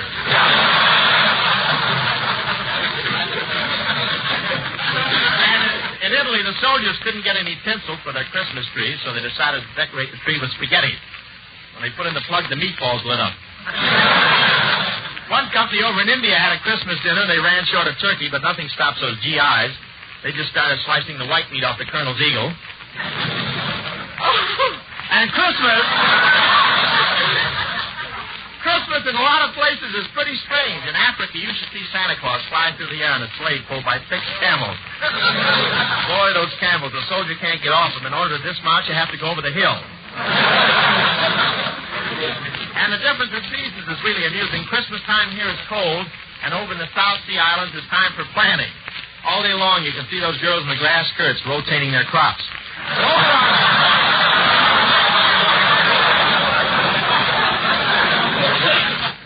I think you're right about that. And over on one South Sea Island, the hula girls played Santa Claus. Instead of their grass skirts, they just wore long white beards. The first time a bunch of soldiers were ever in favor of GI haircuts for all.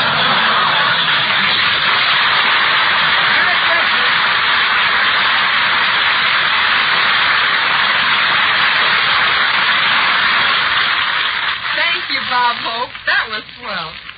And now, men, with a big red ribbon round her waist and a sprig of holly in her hair, meet the girl whose fan mail is stupendous and whose voice is the same. Lena Horne, singing Honeysuckle Rose.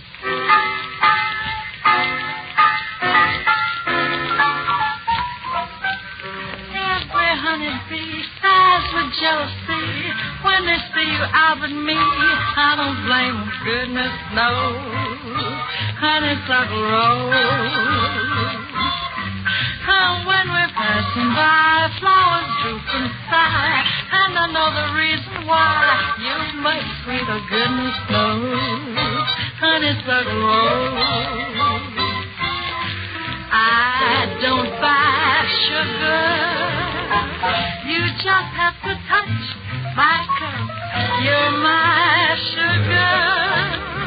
It's sweet when you stir it up, when I'm taking sips from your tasty lips. Seems the honey fairly drips your confection, goodness knows, honeysuckle rose.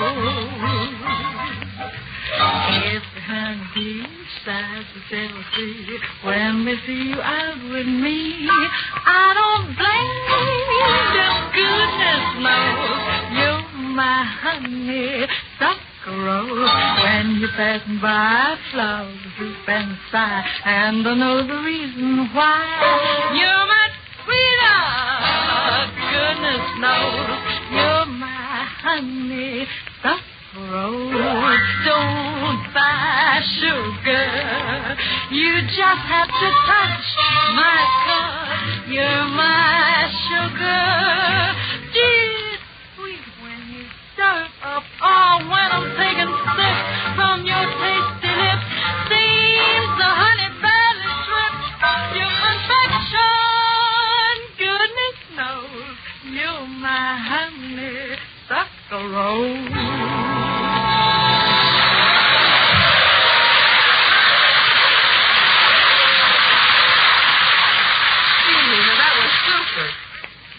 Fellas, there have been an awful lot of Christmas greetings mixed in with the packages we've unwrapped.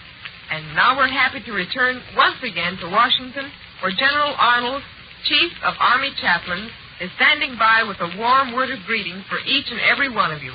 Go ahead, Washington, and General Arnold. Millions of men the world over are gathered around their chaplains in camps, hospitals, battle areas to hear again the story of the first Christmas.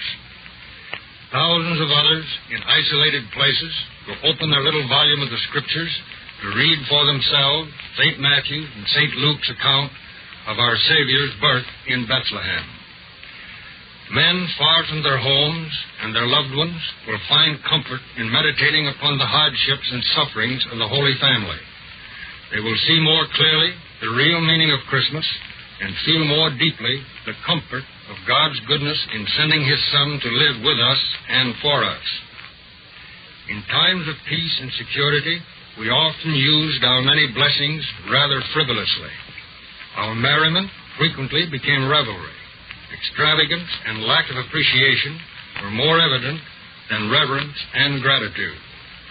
We thought more of our ease and pleasure than of God's goodness and mercy. Many a Christmas came and went without making us better men and women. Now, however, we see Christmas as men of faith and courage saw it 2,000 years ago.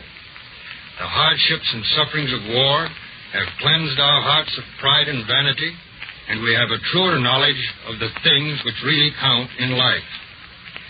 Prayer and trust in God have a new value for us. Home and the daily association with loved ones are now appreciated as never before. Honest labor, leisure for simple pleasures, and peace with moderate plenty would fill our hearts with real joy. Through the coming of God's Son to share and sweeten our life, we know that we can be happy and joyful despite pain, hardship, and material losses. These are the simple truths which Christmas has been trying to teach us for 20 centuries. Joseph and Mary and Christ Himself suffered much to assure us of happiness if we have faith and love and courage. With glowing hearts, therefore, we hear the angel's message. Behold, I bring you good tidings of great joy. For this day is born to you a Savior, who is Christ the Lord. Bravely and hopefully, we look up to the Star of Bethlehem and add our voices to the song of the heavenly host, glory to God in the highest, and on earth peace to men of good will. Thank you, General Arnold. Once again, gang, back to your Christmas package. And a little digging through the cellophane hereabouts brings up a small item, but potent. It's a round-trip ticket to Wistful Vista, the home of Fibber McGee and Molly. And something tells me we're going to get down there just in time to find Fibber arguing with a little girl who lives down the street. Yeah, I hope somebody gives me a box of cigars for Christmas, because I only would... Hey, what goes on here? What are you two whispering about? She says I better go home, mister. Huh? She says you're mad at me because I want to have the kids singing Christmas carol for you. Oh, now, I ain't mad exactly, sis. I bet you are, I betcha. And gee, the kids have been out there in that cold all afternoon on account of Now, that's sis. Now, cut it out. The only reason I didn't want them to sing is... Well, be with us. Oh, it's okay, mister. I know how you feel. Thanks for the cookies and thanks. Hey, don't rush away like this, sis. My gosh. I'll listen to your old Christmas carol if it means that much. No. I just thought... No, you don't like them. I do, too, like them. I only You thought... don't either like them. I do, too. You don't. I do so. No. Yes. No. Now, look, sis. Here. Take my handkerchief and wipe your nose. Thanks. Now bring in your half-pint Glee Club and let them do their worst, which I imagine is pretty bad. Oh, they're not bad. They're wonderful. Okay, so they're terrific. Bring them in. All right. Hey, Kenny, Freddie, Johnny, Buddy, come on in. My. Well, what handsome little fellas. Hello, boys. Hello, Mrs. McGee.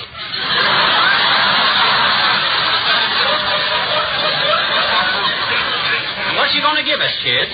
The night before Christmas. And, gee, we rehearsed it like 6 weeks. Are you ready, kids? I'm ready, sis. No, wait a minute. Hey, Mom. What's the matter with me? Here. Take my money and my watch. You know me. Every time I hear these things, I want to give away everything I own.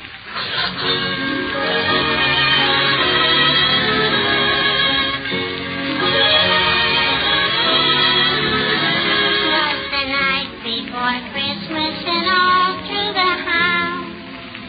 Not a creature was stirring, not even a mouse. The stockings were hung by the chimney with care, in hope that St. Nicholas soon would be there. The children were nestled all snug in their wee little beds, while visions of sugar plums danced in their wee little heads. Mama in her kerchief and I in my cap had just settled down for a long winter's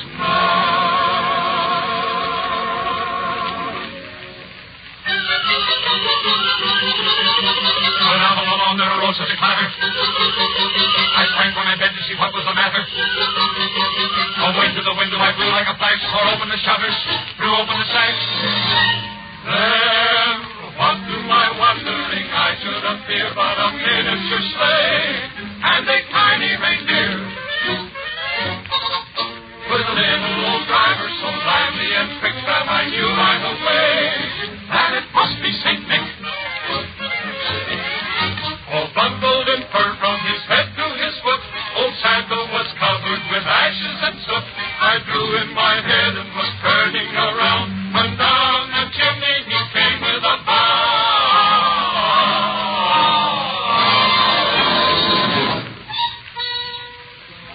His eyes, how they twinkle. His dimples, how merry. His cheeks were like roses. His nose like a cherry. His droll little mouth was drawn up like a bow. And the beard on his chin was as white as the snow. The stump of a little old pipe he held tight in his teeth, and the smoke went around and around and around his head like a wreath. He was a chubby and plump, a right jolly old elf, that I laughed and I laughed and I laughed when I saw him in spite of myself. He had a broad face, and a little round belly, that shook when he laughed, like a bowl full of jelly. He gave me a wink of his eye and a twist of his head, a chuckle and a smile I knew all the while I had nothing to dread. He spoke not a word, but went straight to his work and filled all the stockings. Oh, boy. And turned with a jerk and laying a finger aside of his nose and giving a nod up the chimney he rode.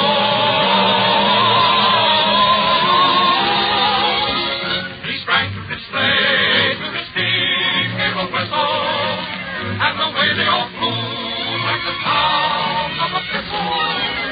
But I heard him explain, and he cried, Merry Christmas to all, and to all, good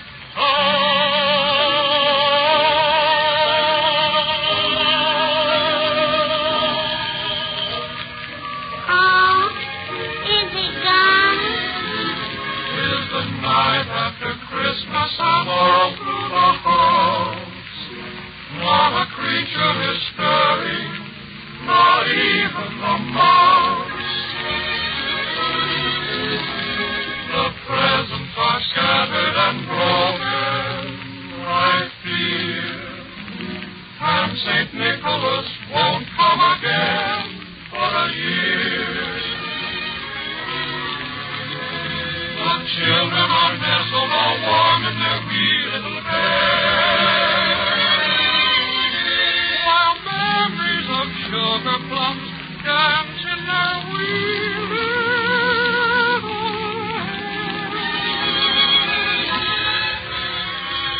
Mama in her kerchief and I in my cap are settled at last for a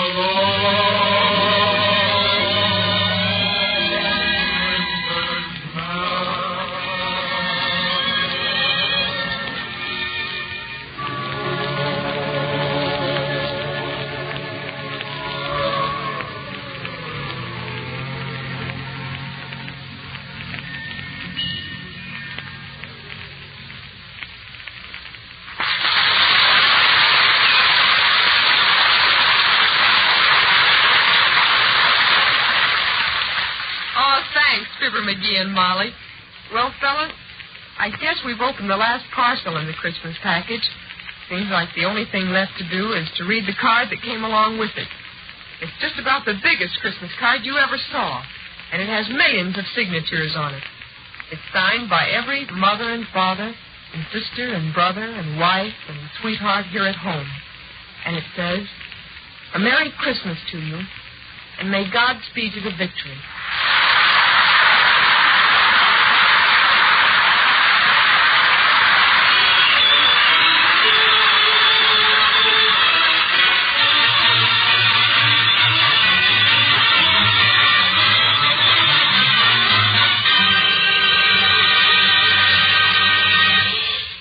This special Christmas Day program was presented by the War Department of the United States of America. Oh, come, all ye faithful, joyful and triumphant. Oh, come ye to Bethlehem. Come and behold him, born of King of angels. Oh, come, let us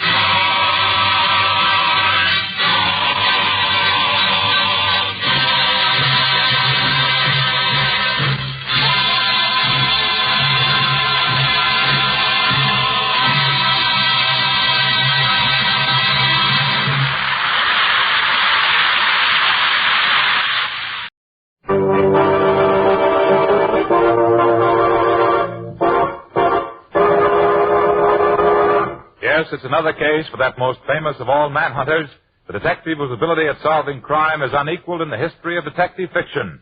Nick Carter, Master Detective. Tonight's curious adventure, a special Christmas story. Nick Carter's Christmas Adventure, or the mystery of the reluctant contributor.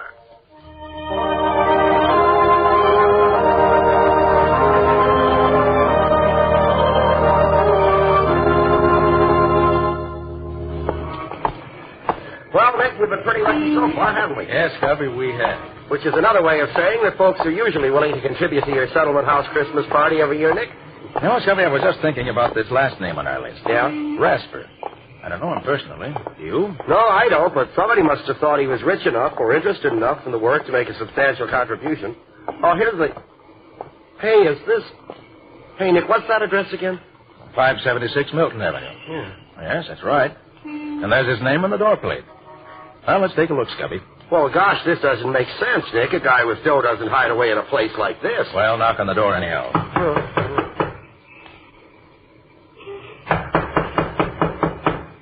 Doesn't seem to be anybody here, Nick. Now, hold it, Scubby. I hear someone coming. Who is it? I'm Nicholas Carter. May I speak to Mr. Rasper, please? Nick Carter, eh? Yes, yes. And this is my assistant, Scubby Wilson. How do you do? You, Mr. Rasper? Yes. Well, come in. It's cold out there. You're letting all the heat out. Oh, beg your pardon. Come on, Scubby. Yeah, I'm in, Nick. I'm in. Well, what did you want? Well, Mr. Rasper, I've come to see if you would care to make a contribution to my Christmas party fund. I never make contributions. Oh, but you didn't let Nick finish, sir. The fund provides food and extra clothing for the needy and deserving The children. charity department's still working, isn't it? Well, of course, Mr. Rasper, but my object is to provide an inspiration for the young people who are underprivileged. People who haven't got any money are always trying to get it from those who have. Then you aren't interested in seeing that the children of the Lincoln Hall district are helped to a little happiness on Christmas Day? No, I'm not. Christmas is old-fashioned. I don't believe in it. It's a waste of money and time. Good day. Oh, well, Mr. Rasper, it's always been a lot of fun for me personally, and I must say that I've always felt better for celebrating it. And I'm inclined to agree with Scotty, Mr. Rasper. Christmas has always been a bright spot in my life, and I feel sure that if you knew the good it has done throughout the world, it'd make you change your mind. Rubbish. Well, in any case, a Merry Christmas to you. Good day to you. Merry Christmas, indeed. It's a lot of nonsense. Come on, Nick. Let's get back to civilization. You know, Scubby, that man's wealthy, no doubt about that. And yet he's soured on Christmas and everything it stands for. You said a mouthful, Nick. You know, Scubby, there must be reason why he thinks that way. And I'd like to find out what it is. Yeah, but you haven't anything to work on, Nick. Oh, no, Scubby, I haven't, not yet. But look here. I can finish up whatever has to be done this afternoon. Suppose you hop down to the newspaper office and go through the files there. There might just be something we could learn about Rasper that way. Okay, Nick, I'll be glad to. Then I'll have Riley check through the files at headquarters. It's a long shot, but something might turn up. Sure, and maybe Patsy has run into something while she's been working down at the settlement house. She might know somebody who knows something about Rasper. Yeah, she might have that. I'll ask her about it. Okay. And maybe with all of us working together on it, we may learn why Rasper's so dead set against Christmas. I'd certainly like to find out.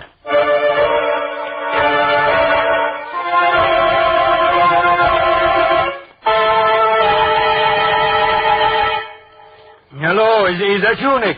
Riley talking. I've been through my files here, and I can't find anything charged against a man named Ben Rasper. No, he was licensed to do business with a man named Howard Lowe, but Lowe died some years ago. Otherwise, Rasper's just a successful businessman. Yeah, that's right. I'll tell you what, though, Nick. There's an old fella named Fred Anderson who used to be on the fort who knows Rasper. Sure. You can find him at Lincoln Hall, where you're giving the party. No, he's the watchman there now. Okay, Nick, that's all right. See you tomorrow.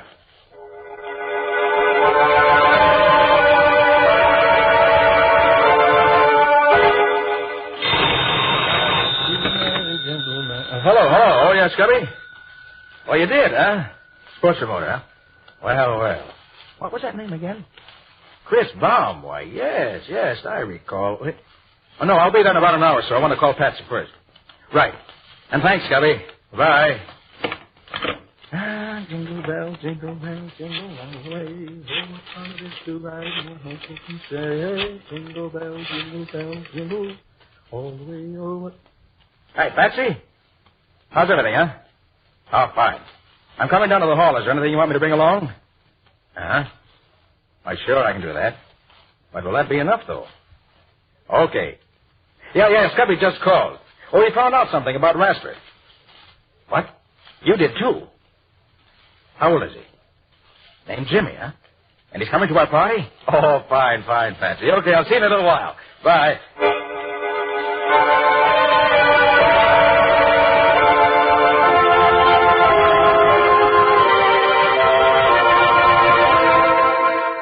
Oh, that's fine. We've collected enough to do this year's party up right. Now let's get organized. Riley, your job will be to get the kids and the needy persons rounded up. Oh, sure, Nick. I'll take care of it. I got your list and the list from the social worker and from the church down there. And there are plenty of others who'll need a lift this year, believe me. I know it, Riley, and I'll depend on you. Scubby, it's your job to see that the tree and decorations and gifts are taken care of. Don't worry, Nick. Decorating is my middle name. I'll make Lincoln Hall look like $1 million in cash. Good boy. And Patsy, you'll see to it that there's plenty to eat and drink for the party, so I won't have to worry about that. I'll take care of the bills, and you have the letters of credit the stores gave us. You know how to do that. Sure thing, Nick. I've been through it with you often enough before. I ought to know what you want by this time. What are you going to be doing, Nick? Me? Well, Riley, I'm going to do a little detecting. I'm going to look into those tips you, Patsy, and Scubby gave me about those people who know Ben Rasper. And by the time I'm through, I hope to find out why it is that he hates Christmas the way he does. And then, maybe I'll be able to do something about it.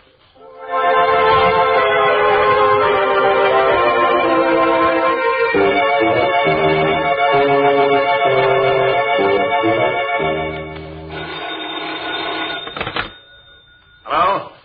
Yes, this is Rasper talking. Yes? I sent you the bill, didn't I? Well, what if it is due on the 27th? No, just because it's the holidays, no reason for a bill to be unpaid. Goodbye. Darn fool nonsense, that's what it is. There's a lot of foolish... Still talking big, ain't you, Rasper? Who's there? What do you want? Don't you remember me, Rasper? No, I don't remember you. Who are you?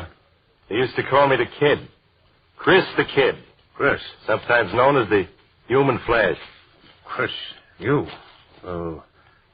Well, it's been a long time, Rasper, hasn't it? How'd you find me? Who sent you here? A fellow named Nick Carter told me I'd find you here in your office, even if it is Christmas Eve. Nick Carter? Oh, yes. Wanted me to give him some money for some fool party. Oh, for the party at Lincoln Hall, I guess. He's never asked me for anything. Just gave me what I needed, when I needed it. Yeah. So he hired you to come here and take up my time to get... No, he didn't send me here. Just said I'd find you here, that's all. I came here on my own accord, just to wish you a Merry Christmas. Thought you'd say that. Well, I don't mind, because it's on account of Nick Carter that I can stand on my own feet again. Not on account of you. What's that? You mind if I sit down? It was on Christmas Eve that we won our first fight, wasn't it? Fight? Oh, yeah, a long time ago. Yeah, it was a long time ago. I can remember the noise of the crowd, the glare of the lights, and the smoke curling around and the brightness over the ring, and you leaning over me with that wet towel. You got him going, Chris. Another one like that last round, and you'll have him in the ropes for the count. How do you feel now, kid? I'm okay, Rasper. Just let me at him. I don't have to wait anymore. It's my meat right now. You take your orders from me, kid. I'm the brains here. When you get the signal from me, you give it to him. Okay, Rasper. You're the boss.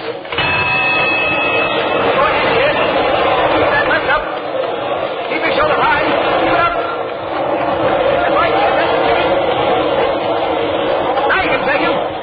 Get set. Take him, Chris. Now.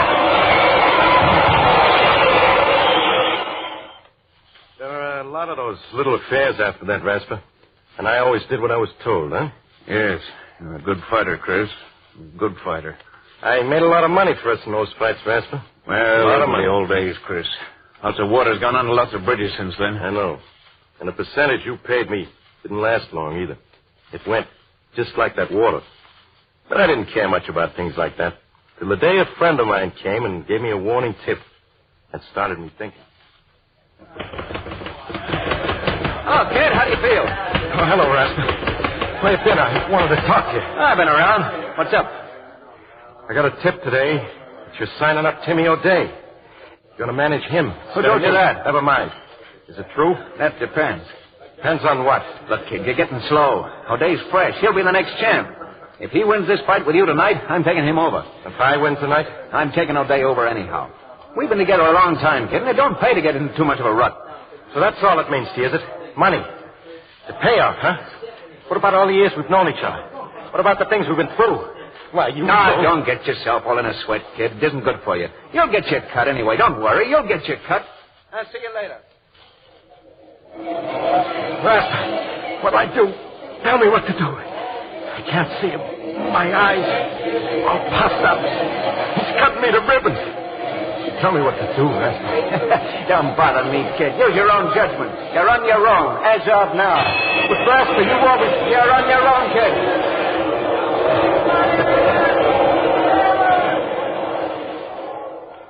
I can still see you sitting there in the ring corner, laughing at me. But that was the last thing I saw for a long time. Old Day saw to that. You must have coached him pretty thorough about my style. And then you really cashed in. Well, I haven't got much myself, but I'm still able to wish you a Merry Christmas, Rasper. Although I don't think you'll ever have one. Chris, I got some things to do, Rasper. Carter asked me to pick up some things for the party at Lincoln Hall tomorrow. We always have a swell time at Carter's Christmas parties. Too bad you can't enjoy anything like that anymore. Well, as I said before, Rasper, Merry Christmas.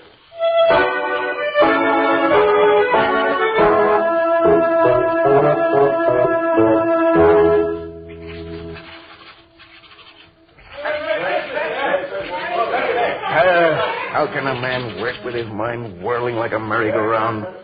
Christmas Eve. God, it's a fine excuse for people to go around yelling at each other in the streets. Disturbing a man when he wants to get some work done. Oh, I might as well close the office and get some rest. Would have been home by now if the kid, Chris, hadn't taken up so much time. What Chris does for a living now. Wonder if... it's none of my concern. Get home and get some sleep. That's what I need. Who's that? I'm closing up. Come back tomorrow morning. Oh, I'm glad I got here before you left, Ben. Who is it? It's Nina, Ben. Oh, Nina. I only stopped by to speak to you for a moment. It's getting quite late, and Well, sit down for a moment, Nina. Oh, thank you. Here, let me get your chair. I suppose it's rather bold of me to come after all this time, but Why, no, Nina, no. I'm glad you did. Is there something you want? Oh, no. No, there's nothing you can do for me, Ben. Jimmy and I are doing very nicely. I just wanted to wish you a Merry Christmas. I was in the neighborhood doing some shopping for the party that Mr. Carter's giving at Lincoln Hall tomorrow, and How is he, Nina? Jimmy, I mean. Oh, he's fine, Ben. He's full of life and interested in everything. He has a good head on his shoulders, and he's very handsome, too. Oh, that's fine. Just fine. You're looking a little tired, Ben. Are you feeling well? Oh, yes, of course. I've been working hard, that's all. I don't spend much time at home. Not much reason to. That's the way you wanted it, Ben. Don't you remember?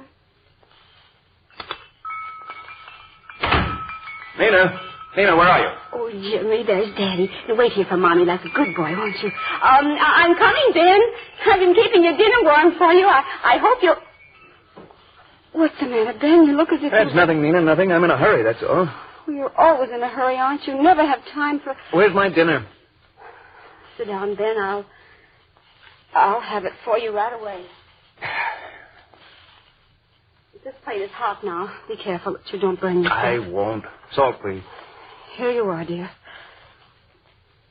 Ben, when you've finished, won't you take time enough out of your business to help me get the tree decorated? I know Jimmy's too young to know much about it, but I'd love to have his Christmas all ready for him in the morning. Look, I'll put him to sleep right away, and then we can start. See, I have some holly and mistletoe for the fireplace, and some... I won't have time for that, Nina. But, Ben, it's Christmas Eve. Surely you I have to get back to the office. I'm putting on a championship match for a day in January, and the things have gone haywire. Something that can't wait till tomorrow. I have to get it organized right away, that's all. Ben, this is Christmas Eve. Tomorrow will be Jimmy's first Christmas. Doesn't that mean anything to you? You and Jimmy celebrate Christmas any way you want to, Nina. I've something more important to do. Business is more important than sentiment. You certainly can see that. Yes, Ben. I can see that. I've been seeing it more and more during the last few years. I thought that when Jimmy came, maybe you were... No, I was wrong, wasn't I, Ben? You'd even let your love for business break up our home. Break up our... Oh, don't be melodramatic, Nina. I'm not being melodramatic, Ben. I'm trying to be very calm and quiet about it. I've had a lot of time to think when I've sat alone here night after night. And those days on end when you've been away, attending to your business. And what has come out of all this thinking you've done? Just this, Ben. I'm not going on any longer. Either you belong to your family, or your family will get along without you. I have to rush, Nina. Good night. Yeah, good night, Ben. It's goodbye. Jimmy and I are leaving tonight.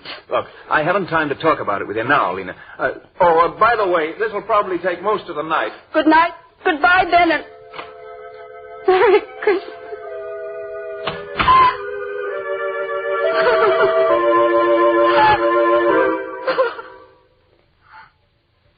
I never had much of a chance to make it up to you, Nina. You've had all the chance you wanted, Ben. But, Nina, I just dropped by to say hello and to give you a wish for happiness during the holidays. It's hard not to share with you the joy I have with Jimmy. I wish you could see his eyes dance at Mr. Carter's Christmas parties. Unfortunately, on what little I make, we can't very well afford to have our Christmas at home, but somehow we don't miss it. Everybody has such a grand time at Mr. Carter's party, and Jimmy does enjoy every minute that he's there. Goodness, I'll have to be on my way. Jimmy's waiting for me, and I have to make one more stop for Mr. Carter. Good night, Ben, and Merry Christmas.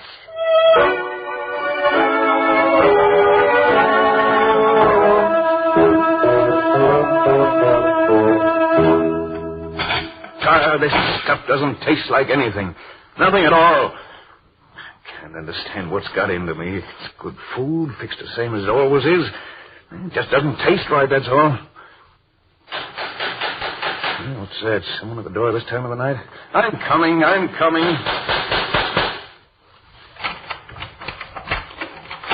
Hello, Ben. It's Fred Anderson. Glad I found you at home. I'm always at home this time of night. Yes, I suppose you are, Ben. Can I come in? Of course. I brought your package, Ben. Nick Carter sent me around with it. Said you'd probably be here alone tomorrow, and he'd like you to have it. Carter? What's Carter sending me? You might open it and see, Ben. I'm no mind reader. There's any reason why Carter would want to... Bottle of port wine. Let me see the card. Merry Christmas from Nick Carter. What's the idea? You know anything about this, Fred? No, but Nick Carter's a funny duck. There's lots of things people don't expect him to. Why, I don't even know the man. Only saw him once, and then... You want a glass of this wine, Fred? Don't mind if I do, Ben. Seeing as it's Christmas Eve, I don't mind at all. There's some glasses here somewhere. Say, how do you open this thing? Here, I'll do it for you, Ben. Yeah, that does it. Well, go ahead, you open it. Yes? Oh, yes, all right. Well, ain't you drinking with me, Ben? Huh? Oh. Yes, I will. That's the ticket. Well, here's Merry Christmas for you, Ben. Yes, Merry Christmas.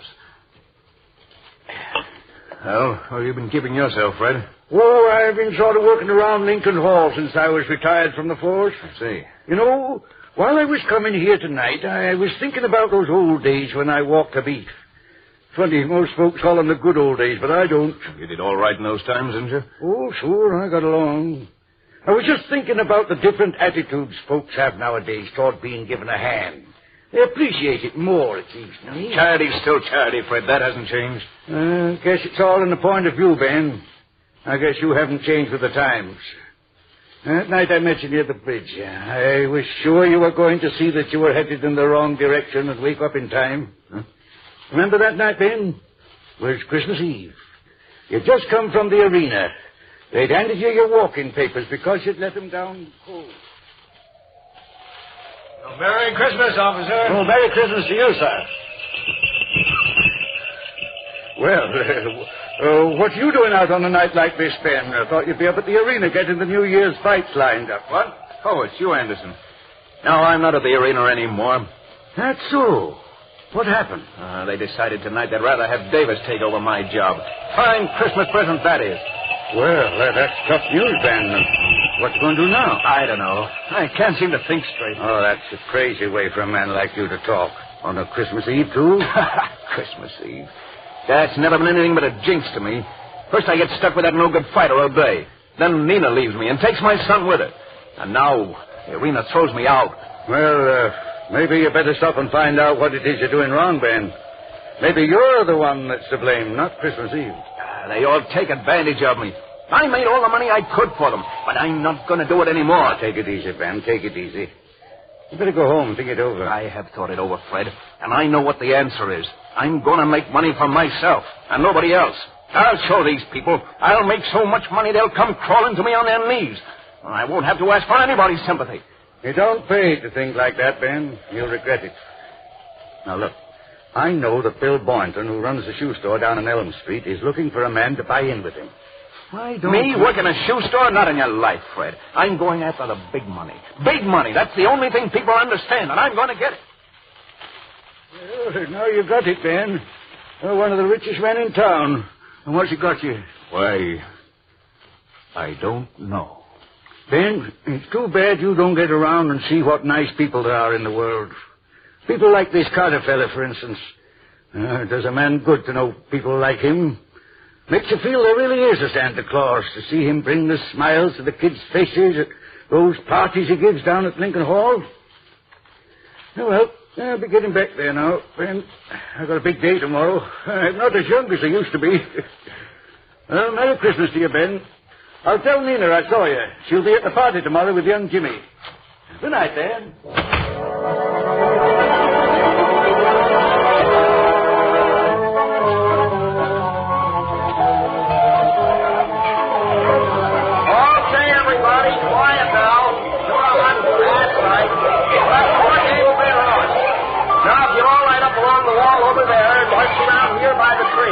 Lieutenant Riley will hand you your gift.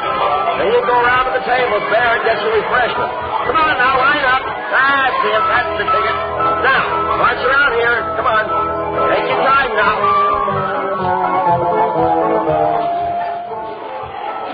Well, Patsy, how's it going? Oh, Nick, it's wonderful. I'm having a grand time. Oh, that's fine, Patsy. Hey, Patsy, look. Over there by the door. What do you see? Where, Nick? Oh, well, who's that? That, Patsy, is Ben Rasper. Oh, I hope he's come to join the party. For heaven's sake, because that's the man I've heard so much about. Well, you're not scared to death, Nick. Look, Patsy, will you go over and make him welcome? Well, of course, Nick. Good. Hello there. Merry Christmas. I'm Patsy Bowen. Oh. Won't you join us? How do you do? I hope I'm not... Do you mind if I just watch? Well, of course not. Come right in. I wanted to thank Mr. Carter for the gift he sent, and I... Nick's right over there near the tree. Come along. Children seem to be enjoying themselves, don't they? They certainly do. There's Lieutenant Riley handing out the gifts there. And Scotty Wilson with him, standing next to Mr. Carter. Yes, I met Mr. Wilson. Look at Lieutenant Riley. He's having as much fun as the children. So I see. Oh, there's a nice-looking boy there, Miss... what's his name? Where? That one over there. Oh, that's Jimmy. He's a nice boy. His mother was a big help to me in getting the refreshments ready. There she is over there on the far side of the hall at the table, see? Oh, yes. Her son. Yes. Yes, Nick? I see. Oh, Nick, we have a new guest. Oh, hello there, Mr. Rasper. Merry Christmas. I'm glad you could join us. Thank you, Mr. Carter. I came to express my appreciation of the gift you sent me. I hardly know how Make to... nothing of it, Mr. Rasper. Your being here is thanks enough for me. Mr. Carter, that little boy coming along the line there, Jimmy, I think his name is. Do you think I might give him... could I hand him his gift, do you think? Why, certainly. Riley. Mr. Rasper here wants to lend a hand. Can you use him? Sure thing, Nick. Come along, Mr. Rasper. Thank you, Mr. Go ahead, Carter. You just have to make packages as they come along, Mr. Rasper. And enjoy yourself, man. I will. There, little girl. Merry Christmas. Oh, thank you. Say, she liked it, didn't she? Well, they all appreciate a little kindness, Mr. Rasper. Now, here's a gift for that little boy there. Oh. Hello, Jimmy. Here you are. And a Merry Christmas, son.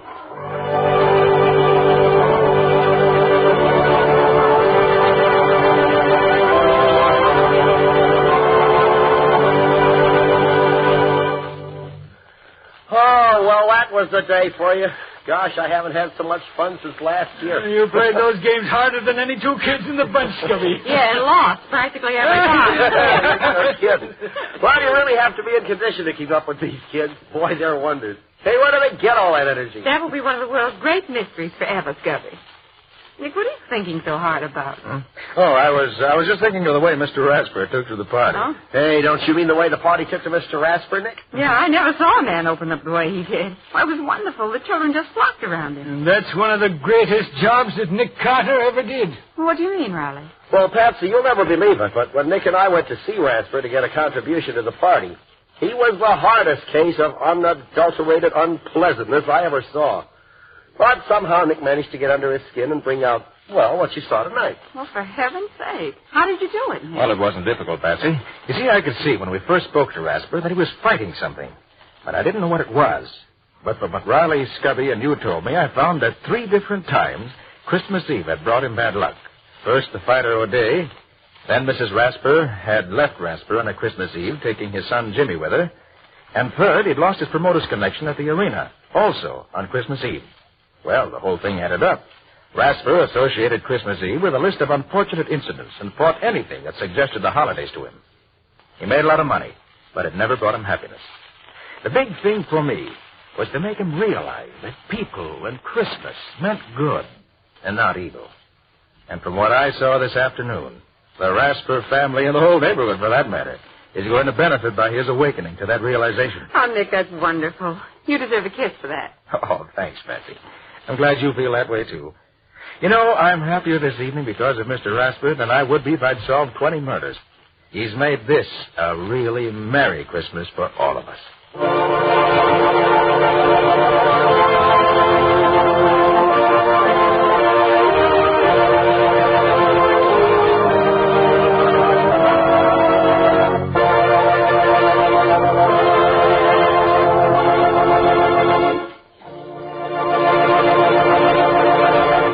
This has been another of the strange adventures of Nick Carter, Master Detective, which are brought to you regularly at this time by WOR Mutual.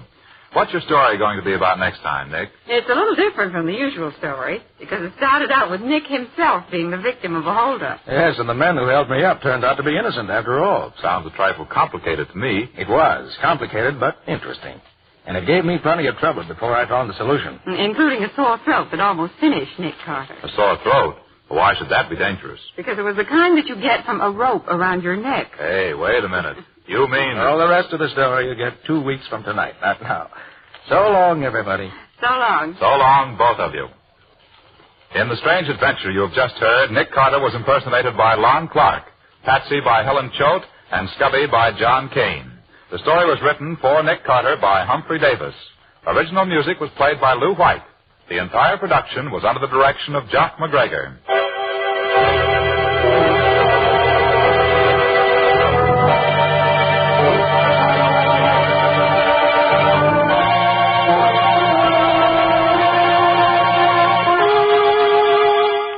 Weeks from tonight, at the same time, listen to another curious experience of Nick Carter entitled The Double Disguise, or Nick Carter and the Mystery of the Kidnapped Heiress.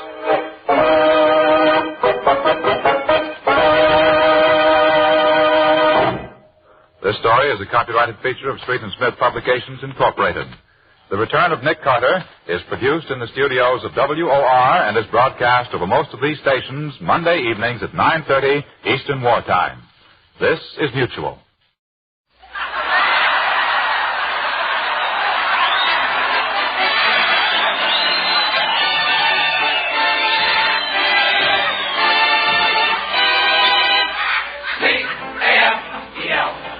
The Abbott Costello program, brought to you by Camel, the cigarette that's first in the service according to actual sales records. See if your throat and your taste don't make Camel a first with you, too. Find out for yourself. Listen to the great rhythms of Freddie Rich and his orchestra, the swingy singing of Connie Haynes. And that great statesman from the Dumbarton Oaks Conference who said...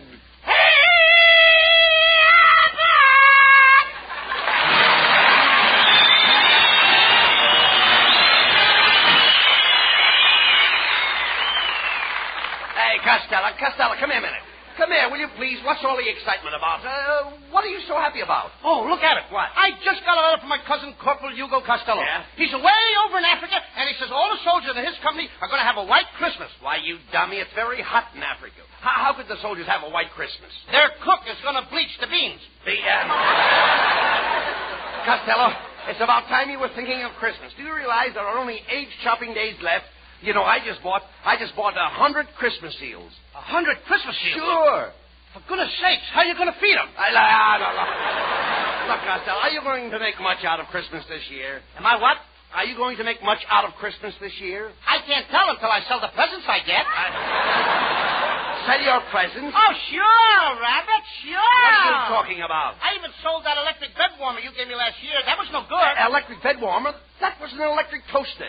An electric toaster? Certainly. No wonder it kept turning me over and throwing me out of bed. Well, Costello, I hope you're getting a present from my wife, Betty, this year. You know, and I'll give you a little tip. Go ahead. What she really needs is a new girdle. A what? A girdle. Don't you know what a girdle is? Oh, sure. A girdle. It's one of those... Well, what is it? You got to have it when Yes. What if is you it? don't, you sort of got Yes, to... that I know. Come on. You got to... What is it? It's one of those things that keeps an unhappy situation from spreading. Look, what about your own family, Costello? What are you going to give your kid brother Sebastian? Oh, him? Nothing. What do you mean? I gave him something last year. He didn't like it. Then what did you give him? The measles. And did he use a rash word? Oh, talk sense, please. Listen, this year, Abbott, you know what I'm going to do? No, I don't know. I'm going to spend all my money on that beautiful girl who lives next door to me, Ruby Poolcue. Wait a minute. Ruby Poolcue? She's beautiful. Why, she isn't beautiful. She is. She's got the worst complexion I ever saw. Well, she can't help that, Abbott. I mean, she got her face caught in a waffle iron. Now she has to pour her makeup on with a syrup pitcher. Look, what are you going to buy for Ruby? I'm going to buy her a piano. A piano? What kind of a piano? Maple, walnut, or cherry? Well, I'm going to get her one of those kind... What kind? What did you say? I said maple, walnut, or cherry. Maple walnut? Do you realize what you just said? Well, what's wrong? Shame on Abbott! Wait a minute. Shame on Abbott! Well, wait a what minute. you said? Now, take it easy. In front of Ken Niles, our announcer. No. Shame on Abbott! Now, wait a minute, Lou. All right, all I said was maple, walnut, or cherry. There you go again. I'm glad I found you out, Abbott. What do you mean? Now, what do you mean? You're a spy from the Jell-O program. Now, please. A maple, a walnut, or cherry. Now, look, wait a minute. I simply asked you the kind of wood. Oh, wood? Yeah. Well, I know about the wood. What do you think I am, a woodpecker? No, certainly You not. think I go around tasting pianos? Did I ask you that? You think every time I see a piano, I bite it to see what flavor it is? Look, Costello, they make pianos out of different kinds of wood. My mother-in-law's piano is maple, so she has a genuine bird's eye. I know that. She's got an eagle beak to go with it. Look, never mind my mother-in-law. Now, you've got a lot of nerve spending your money on Ruby, a girl you hardly know. You never thought to ask me if I needed money for my Christmas shopping. Do you need money, Abbott? Oh, well, now that you brought it up... now that I brought it up.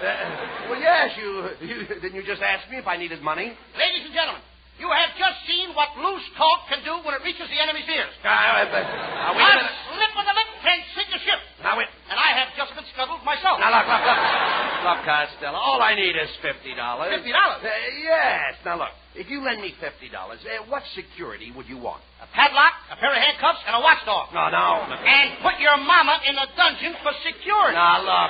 With your father. Well, now, listen. The only security I can give you is the word of an honest man. Okay, bring him around. I'll see what I can do for you. Look, Costello, you and I are pals. And to show you how much I like you, I'm going to let you lend me the $50. But, Abbott, all I got in my Christmas piggy bank is $40. Well, all right. Give me the $40 and you can owe me the $10. Okay, here's the $40. Okay. Now I owe you $10. That's right. Who owes who $10? Now, wait a minute. Just a minute. Wait. How much did I ask you for? You asked me for $50. And how much did you give me? I gave you all I had, $40. So you owe me $10. Well, that's right. Well, why are you? Ticket. All right, let it go at that. All right. You owe me $40. Stella, I don't like the way you're hedging on me. And I don't like the way you're clipping my head. Come on, please. Give me back my $40. Okay, if that's the way you feel. I don't want to do business with a man like you. Here's your $40. Oh, that's more like it. Now give me the $10 you owe me. Okay, here's the $10. All right. I'm paying you on account. On account? On account, I don't know how come I owe it to you. Believe me, this is the last time I'll ever ask you for the loan of $50, Costello. Abbott, look. No, never mind. How can I lend you $50 now? I only had $40 to start with. Well. Now I only got $30. Okay, if it'll make you happy, I'll do you a favor. Give me the $30 and you can owe me 20. This is getting worse all the time. Now, wait a minute. Now, what's the matter? First I owed you 10, now I owe you 20. What kind of racket is that? Well, why do you let yourself run into debt? I didn't run into it. You pushed me. Abbott, did you ever hear the story of the 40 thieves? Well, yes. What became of the other 39? Costello, Are you the guy that says open, says to me? Now, listen, I'm surprised that I ad-libbed that. It's no good. Costello, I'm surprised. Please. Why, I'm just like Santa Claus. You're better than Santa Claus. You bet I am. You can give me a sleigh ride without any reindeer. Oh,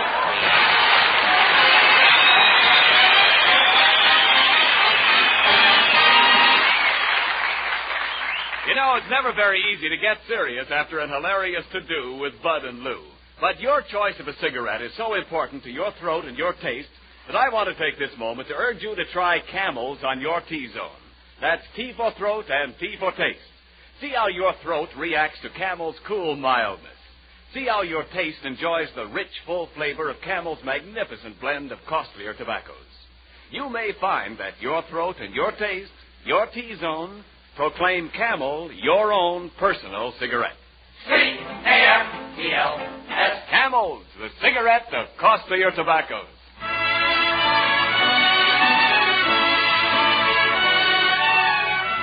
Here's lovely Connie Haynes with a Christmas Shopper special. So grab your bundles, everybody, and let's all take a ride on the trolley. With my high starch collar and my high top shoes and my hair pop high upon my hair, I went to lose a jolly hour upon the trolley and lost my heart instead. With his light brown derby and his bright green tie, he was quite the handsomest of men. I started to yen, so I counted to 10, then I counted to 10 again. Clang, clang, clang went the trolley. Ding, ding, ding went the bell. Zing, zing, zing went my heartstrings. For the moment I saw him, I fell. Chug, chug, chug went the motor. Bump, bump, bump went the brake.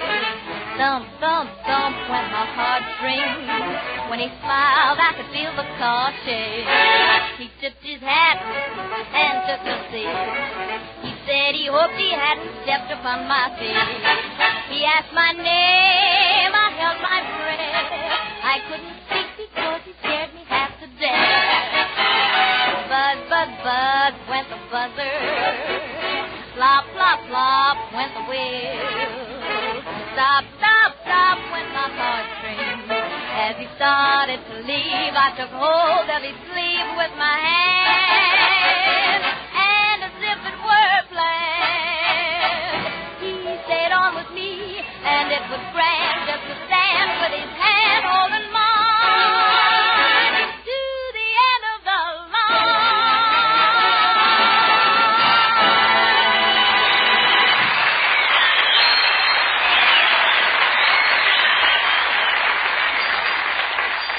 All right, Costello, come on. Let's go downtown and do our Christmas shopping. Here comes the streetcar. Clang, clang, clang with the trolley. All right. A-ding with the bell. Costello, come here. You want to get hit? Get out of that. Come over here. Stand here in the safety zone. You know what? In the safety zone. Don't you know why those safety zones are here? Sure. If you get hit inside the white lines, it don't count. Oh. Be quiet, please. Here's the trolley now. Hey, Abbott. What? Look at the crowd on that streetcar. Never mind. Go on. Shove your way in. Oh, young man, you can't squeeze in here. Okay, babe. Let's wait till we get off. You got your one line. Get your dough and get... Hey, you fat boy. Come on, drop your fare in the box. Here's the fare conductor, and give us 2 transfers. You won't need transfers. No? Then how are we going to ride on the next car without a transfer? Just tell the next conductor that Orville sent you. Uh-oh. That guy's off his trolley. Oh, come on, Costello. Let's step back in the car and find a seat. Hey, look out for that man with that umbrella. Oh, my goodness, what happened? Somebody just took my seat. Say, you little short fat man, can't you reach that strap? I think so. Then would you mind letting go of my garter?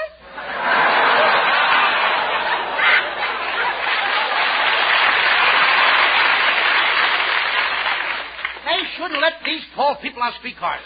You shouldn't bring down these crowded streetcars, Abbott. My Uncle Artie Stebbins got his eye hurt in this crowded streetcar. Got his eye hurt? Yep. He had his eye on a seat. The fat lady came along and sat on it. Now, all right, look, let's stop this nonsense. Here, the car's stopping. Here, let's get off. We're far enough downtown anyway. Okay, come on, get off. Okay, don't push. I'm not pushing. Get off. Hey, Abbott, look. What? There's a pet shop. I think I'll go in and get my mother a squirrel for Christmas. She needs a squirrel to help her do housework. Oh, how could a squirrel help her with the housework? Well, she can tie his tail up and let him run between the Venetian blinds. Don't be silly. Let's go in here to Bingle's department store. Hey, Abbott. What? Look who's standing there with a carnation in his buttonhole. Hey, it's your kid brother, Sebastian. Come here, Sebastian. What are you doing in Bingle's department store? I'm a handyman, Uncle Bud, and today I'm working as a floor walker. How can you be a floor walker? You're too little. Well, they need a little guy like me. You see, when the people block up the aisles, I bite them on the leg and keep moving. Costello, your kid brother has no business in this store. He should be in school. I ain't going to go to school no more, Uncle Bud. School is nothing but a racket. School is a racket? Yep. The kids do all the work, and the teachers get paid for it. Anyway, I had a fight with my teacher. A fight? Yeah, this morning I held up my hand, and the teacher said, Sebastian, do you want to leave the room? And what did you say? I said, you don't think I'm standing here hitchhiking, do you? Now, look. Sebastian. She let me go! All right. I can imagine. Listen, Sebastian. Now, if you don't go back to school, I'm not going to give you this beautiful animal picture book for Christmas. Oh, now. But let me see the animals. Oh, isn't that a pretty nice book? Isn't it pretty? What's the name of this animal over here, Uncle Bud? Oh, you should know the name of that animal, Sebastian. Just look at that graceful body, the slim legs, and the long antlers. And... I don't seem to recognize it. Oh, come, Sebastian. You know this animal's name. Here, I'll make it easy for you. What does your mother call your father? Don't tell me that's a louse. Hey, look. Hey, I gotta beat it. Here comes the manager. As a manager, I'm dandy.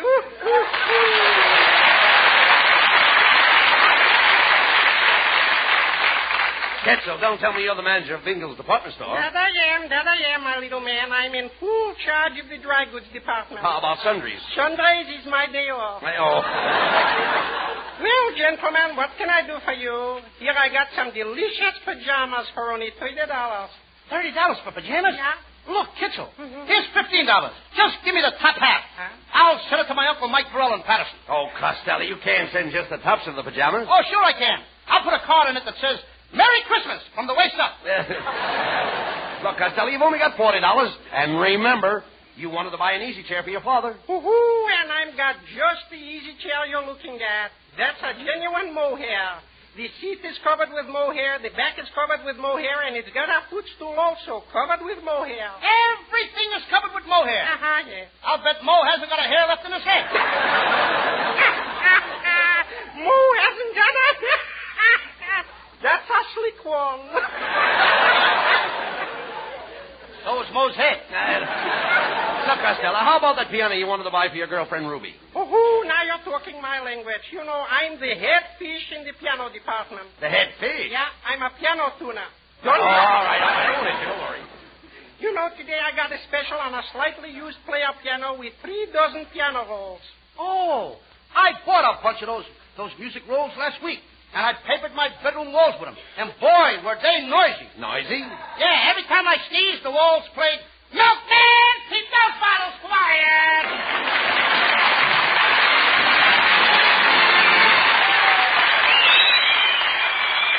Headlines on front pages, cartoons in the magazines, photographs in the picture publications, all saying the same thing, cigarette shortage. Well, no need to tell you how many cigarettes are going overseas and how much more the people on the home front are smoking these days. And so it's inescapable that sometimes your dealer has to say, no Camels today. But remember this, paste it in your hat and write it in your notebook, Camel's rich, full flavor and cool mildness make them worth asking for the very next time you buy cigarettes. War or peace, Camel is still Camel. C-A-M-E-L Camels, the cigarette of costlier tobaccos.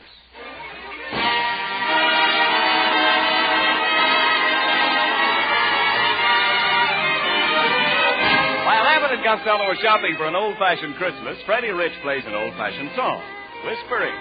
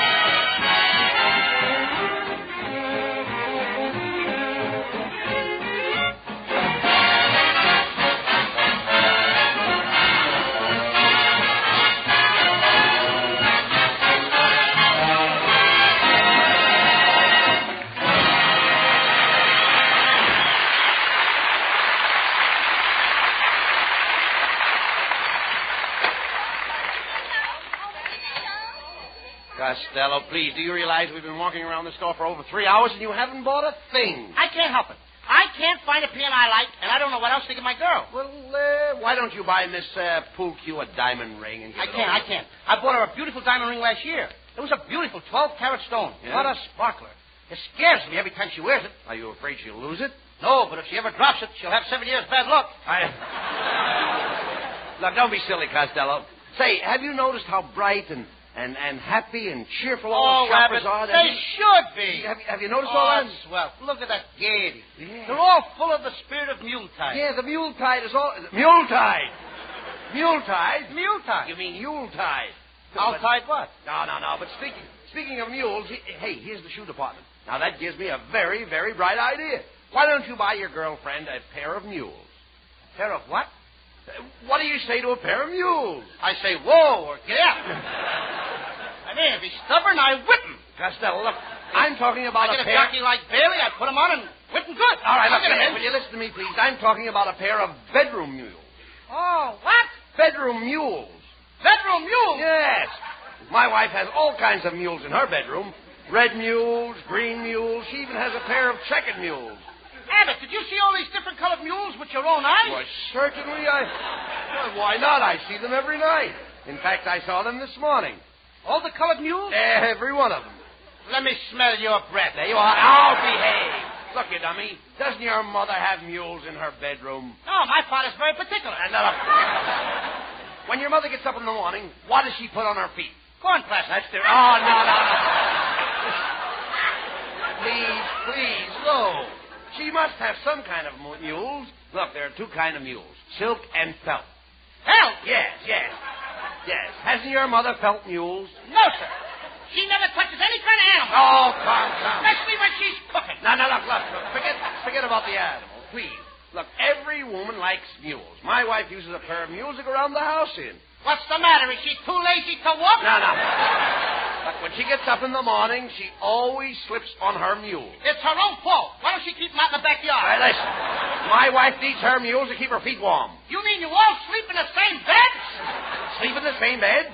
My wife keeps her mules under the bed. For goodness sakes, don't the Board of Health complain? Oh, look, let's get the whole thing. Here I am trying to help you with your Christmas shopping, and what do I get?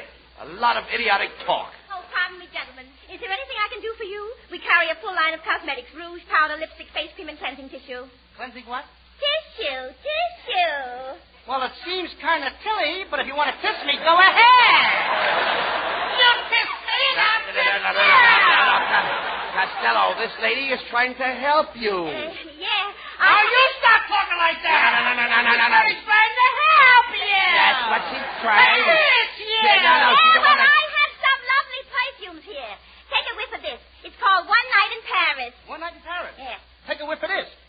My goodness, what is that? 5 days at the racetrack. Costello, look, let me handle this, please. Look, madam, my friend here is a little confused. He doesn't know what to get his girl for Christmas. Oh, well, maybe I can help. I wish you would, please. Yeah. What kind of a complexion does your girlfriend have? Is she fair, dark, or medium? She's speckled. Speckled? You mean she has a complexion of an olive? Yes, ma'am. Pits and all. Well, from your description of the girl, I imagine she could use one of our facial kits. One of your what? The lady wants to sell you a kit. What I want to buy a kit for? I'm going to get married and have kits of my own. Oh, no. You see, you don't understand. This is a beauty kit with full instructions. All your girlfriend has to do is apply some of this lotion. Then she covers her face with the white of an egg, some sour cream, and a keg of yeast. Oh, she did that once. Yeah, what happened? The next morning, she broke out in biscuits. Kiss you. Kiss the kisser on that. Never mind, quiet. Never mind, no remarks, Costello, You please. silly boy, you tickle me. Oh, here we go again. You tickle me first. No. Abbott, you kiss her. I will not, please. Please. Where did I leave off? Costello, look, if you don't buy something pretty soon, I'm going to walk out and leave you. Oh, now, just a moment, boys. Now, how about something... I found it. Go ahead. Yeah. What were you saying? I don't want you to get away now. How about something for the young lady's hair? Does she have a snoot? Certainly she's got a snoot. Yeah? Well, is it a long snoot that hangs down her back? No. It's a short snoot that turns up at the end. She's a very snooty dame. Costello, the lady is talking about your girlfriend's hairdo. Yeah. What's your girlfriend's hairdo? What's her hairdo? Yeah, that's what I said. It comes out when she combs it. Costello, we're trying to find out what does she do with her hair? Does she pile it on top of her head, or does she drop it down her neck? She just hangs it in a closet. No. You dummy, some women wear buns in their hair, and some have rats. Rats? Yes. My mother had a rat in her hair for years. That's no way to talk about your father. Look, Costello, does Miss Poolcue wear her hair off her face? No, it takes too long to wear it off. She has to pull it out with a tweet. Costello, that's no way to talk about your girlfriend. That's slander. Slander? Yes. Don't you know what slander is? Sure, slander. Yes. Tall and skinny. And that has nothing to do with my girl. She's short and fat like me. Only I'm prettier than she is. Say, you say your girl is short and fat. I've got just the Christmas present for her. Our special weight-reducing machine called the Melt Your Belt Away Fat Cabinet. There it is, standing right there. Costello, that sounds good. How much does your girl weigh? 240 pounds with her girdle on. Well, how much does she weigh with it off? I don't know. She's never been able to get it off. Well, now, this machine will take your girl's fat off. If you don't believe it, get into the machine and try it for yourself. No, that's fair enough. That's fair enough. I don't think I want to get in Go there. on, get in the machine. Abbott, I said I don't want to get in Find there. out if it works. I won't get in Go there. on, get in there. There you are. Now, that's a good boy. Now we'll turn on the machine, and you'll see how it melts the fat away in no time.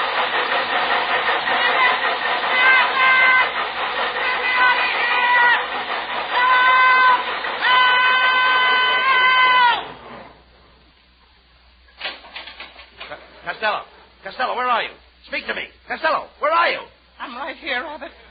But all I see is a little puddle of water. Well, don't step in it. It's me.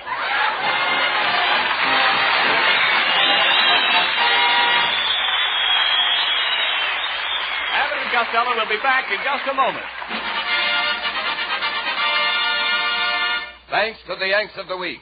Tonight we salute Sergeant Benjamin F. Lambeth of Ashburn, North Carolina, awarded the Silver Star for his gallantry in action in Italy. In one mission, he is credited with killing 25 Nazis, wounding 5 more, and scattering the rest in confusion. In your honor, Sergeant Lambert, the makers of Camels are sending to our fighters overseas 400,000 Camel cigarettes. Each of the 3 Camel radio shows honors the Yank of the Week by sending free 400,000 Camel cigarettes overseas. A total of more than 1 million Camels sent free each week. In this country, the Camel caravans traveling from camp to camp have thanked audiences of more than 4 million Yanks with free shows and free Camels. Camel broadcasts go out to the United States 3 times a week, a rebroadcast to our men overseas and to South America. Listen tomorrow to Jimmy Durante and Gary Moore, Monday to Bob Hawke in Thanks to the Yanks, and next Thursday to Abbott and Costello. And now, here are Bud and Lou with the final word. Well, Costello, you bought presents for everybody. I hope you're very, very happy. Abbott, I could be a lot happier. Oh, if I was only a nurse. A nurse? That's right. What would you do if you were a nurse?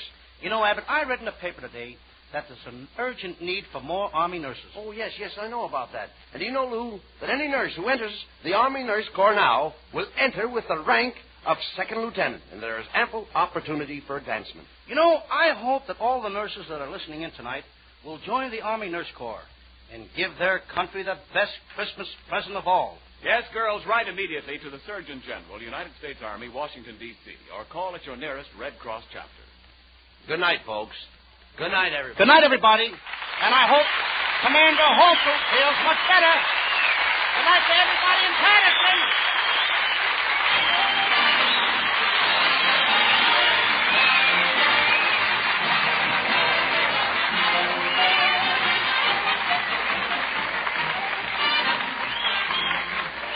Be sure to tune in next week for another great Abbott and Costello show. And remember, try Camels on your throat and your taste.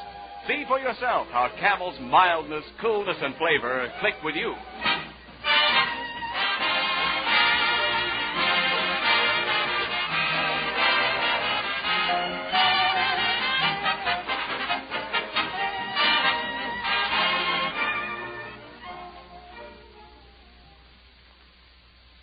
Here's a Christmas gift that will bring the man who gets it a lot of pleasure long after Christmas is over.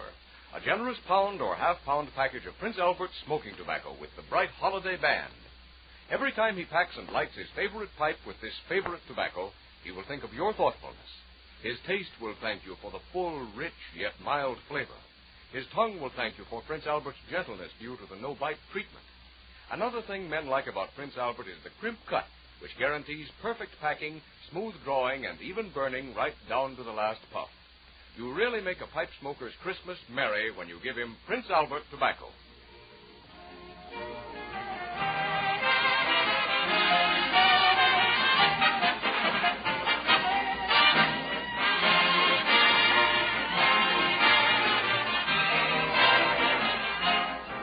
The Abbott and Costello show for Camel cigarettes will be back at this very same time next week. Don't miss it. This is Ken Niles in Hollywood wishing you all a pleasant good night.